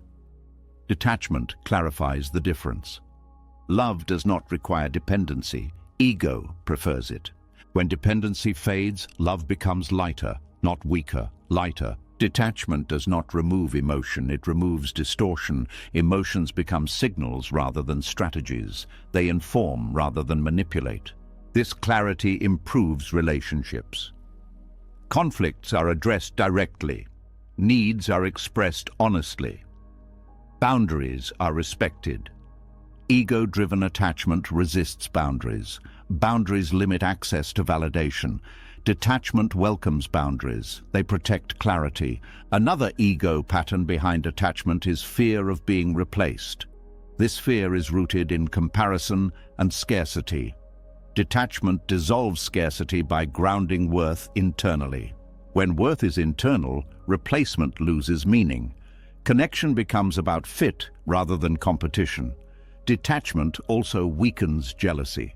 Jealousy often protects ego status. When status is irrelevant, jealousy fades. This does not mean you stop caring, it means you stop ranking. Ego-driven attachment often seeks exclusivity to secure identity. Detachment allows openness without fear. This openness strengthens trust. Trust deepens connection.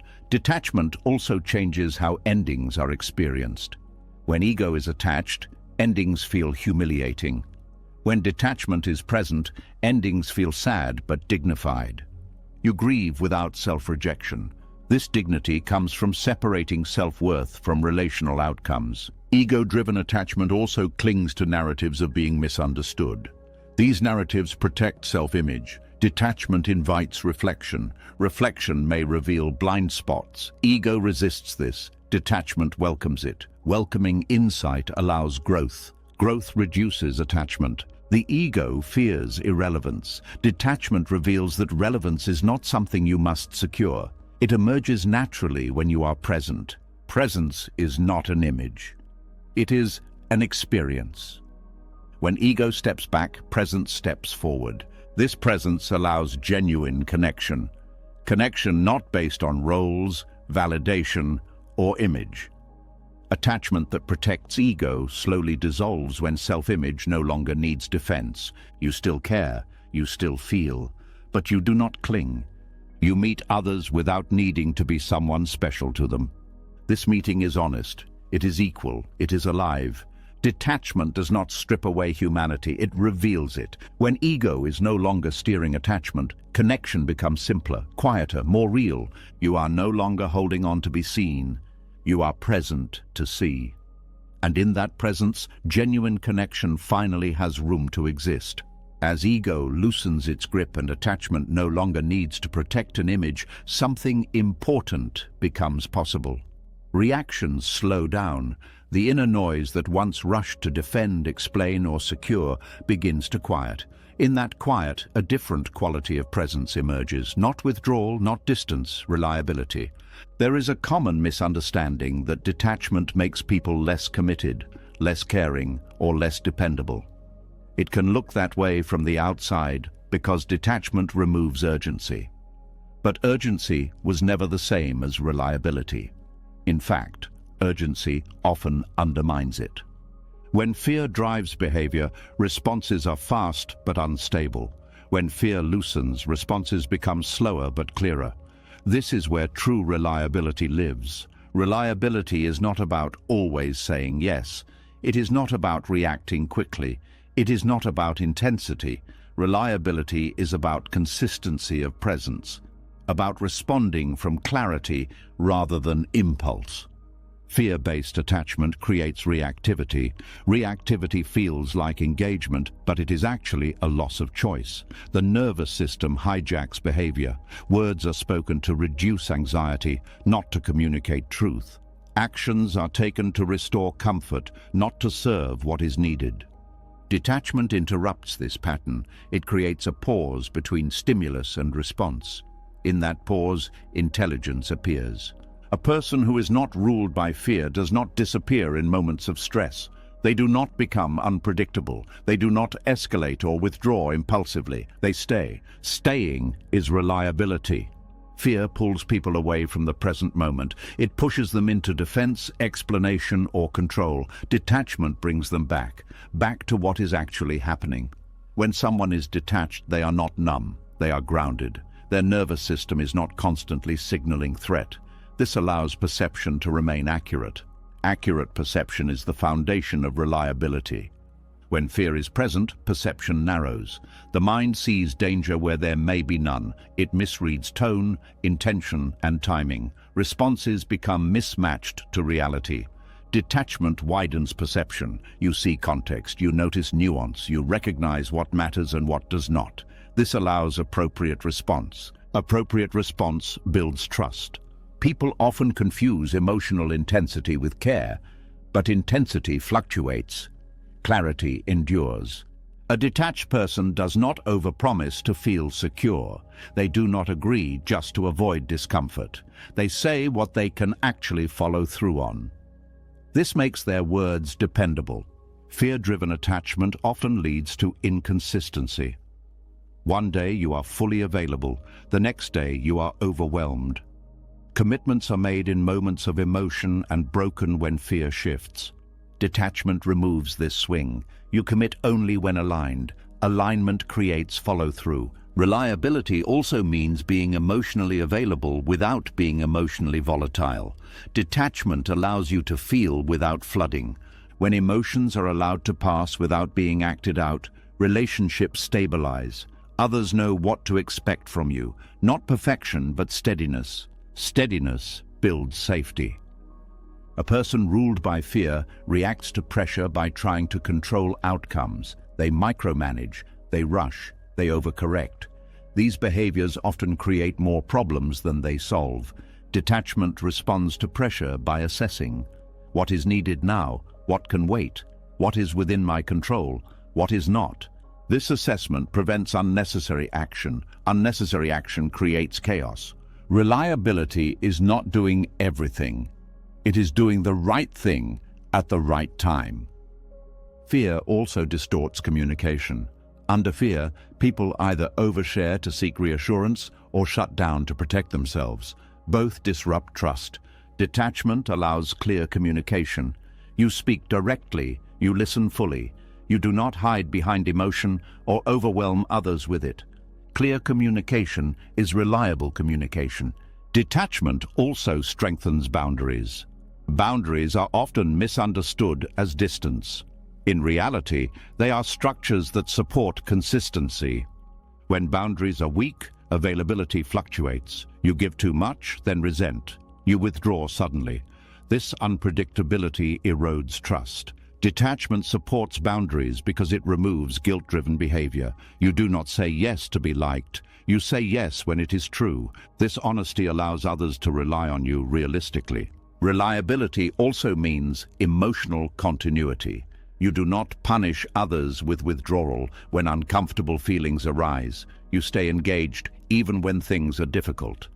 Fear-driven attachment often withdraws when threatened. Detachment stays present. Presence in difficulty is one of the clearest signs of reliability. Detachment also changes how mistakes are handled. When fear rules, mistakes trigger defensiveness or shame. Energy goes into protecting image rather than correcting course. Detachment allows acknowledgement.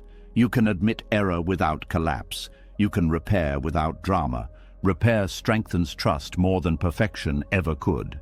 A detached person is reliable because they are not busy managing how they appear. They are available to manage what is real. Fear-based behavior is unpredictable because fear shifts constantly. What feels safe one moment feels dangerous the next. Decisions made from fear are unstable. Detachment creates an internal reference point that does not fluctuate as wildly. You act from values rather than emotions alone. Values create consistency. Reliability also depends on patience. Fear rushes. It wants immediate resolution. Detachment tolerates uncertainty long enough to allow wise action. This patience prevents reactive decisions that must later be undone. Detachment does not make you passive, it makes you deliberate. Deliberate action is dependable. A person who is not ruled by fear does not escalate conflict unnecessarily. They do not take everything personally. They respond proportionally. Proportional response builds credibility. Others learn that you will not overreact. This allows them to be honest. Honesty strengthens relationships. Detachment also improves leadership. Leaders who act from fear create instability. Their moods dictate direction. Teams feel uncertain. Leaders who act from detachment provide clarity. They do not panic under pressure. They adjust without drama. This steadiness inspires confidence. Reliability is also about emotional resilience. When things go wrong, detached individuals do not collapse. They adapt. Adaptability is reliability in a changing world. Fear-based attachment resists change. It clings to plans. When plans fail, disorientation follows. Detachment expects change. Adjustment feels natural rather than threatening. This expectation prevents crisis thinking. Reliability also involves consistency over time. Fear-driven effort burns out. Detachment sustains. You show up not because adrenaline carries you, but because alignment supports you. Sustainable presence is reliable presence. Detachment also allows you to hold space for others without absorbing their emotions. You can support without becoming overwhelmed. This capacity is deeply reliable. People know they can bring difficulty to you without being met by panic. Fear-based empathy collapses under intensity. Detached empathy holds. Detachment does not remove care, it refines it. Reliable care is not frantic, it is steady. Detachment also improves decision-making under stress. Stress narrows options. Detachment keeps options visible. You choose with clarity rather than compulsion. This clarity reduces regret. Decisions made from detachment age well. Fear-based decisions often require explanation later. Detached decisions stand on their own. Reliability also means predictability in character, not in behavior. Others know how you will approach situations even if outcomes differ. They know you will listen. They know you will think. They know you will respond honestly. This predictability creates trust. Detachment also reduces emotional manipulation. When you are not seeking reassurance or validation, you do not use emotion to influence others. Your responses are cleaner. Others feel respected. Respect supports cooperation. A detached person does not disappear when they cannot fix something. They stay present even when solutions are unclear. Presence without fixing is often the most reliable support. Fear-driven attachment cannot tolerate helplessness.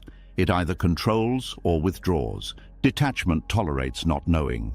This tolerance keeps connection intact. Reliability also shows up as emotional availability without dependency. You are there without needing something in return. This creates generosity without exhaustion. Detachment also improves timing. You know when to act and when to wait. Fear acts too soon or too late. Timing is a subtle but essential part of reliability. Detachment also reduces defensiveness. You do not protect ego, you protect clarity. This allows feedback to be integrated. Growth follows. Growth increases competence. Competence supports reliability. Fear-based attachment avoids feedback. Detachment welcomes it. Welcoming feedback improves performance. Reliability is not about never failing. It is about responding well when you do. Detachment supports this response. Fear magnifies failure. Detachment contextualizes it. This context prevents collapse. Reliability also involves emotional honesty. You do not pretend to be okay when you are not, nor do you dramatize difficulty. You communicate truthfully. Truthful communication builds trust. Detachment also helps you remain consistent across environments. You are not a different person depending on who is watching. Consistency of self builds reliability. Fear-driven behavior changes with audience. Detachment does not. Detachment also allows you to disengage when necessary without hostility. You step back cleanly rather than disappearing or attacking. This clean disengagement preserves relationships. Reliability includes knowing your limits and honoring them. Detachment clarifies limits. Fear obscures them. A detached person is reliable because they are not ruled by urgency, insecurity, or image. They respond rather than react. Response is thoughtful. Reaction is automatic. Thoughtful action builds trust. Detachment does not make you distant, it makes you dependable. Dependable because you are not pulled off center by fear. Dependable because you are present, clear, and consistent. Dependable because your actions come from alignment, not anxiety. This is the quiet strength of detachment. Not withdrawal from responsibility, but deeper responsibility. Not less care, but care that lasts. Not emotional distance, but emotional steadiness. Detachment does not make you less reliable. It makes you someone others can truly count on. You've seen it now, layer by layer, how holding tightly creates fear, how attachment turns love into tension, how clinging to identity, approval, the past or possessions quietly steals your peace, and how detachment is not loss, not coldness, not escape, but clarity. To hold lightly is not to care less. It is to care without fear.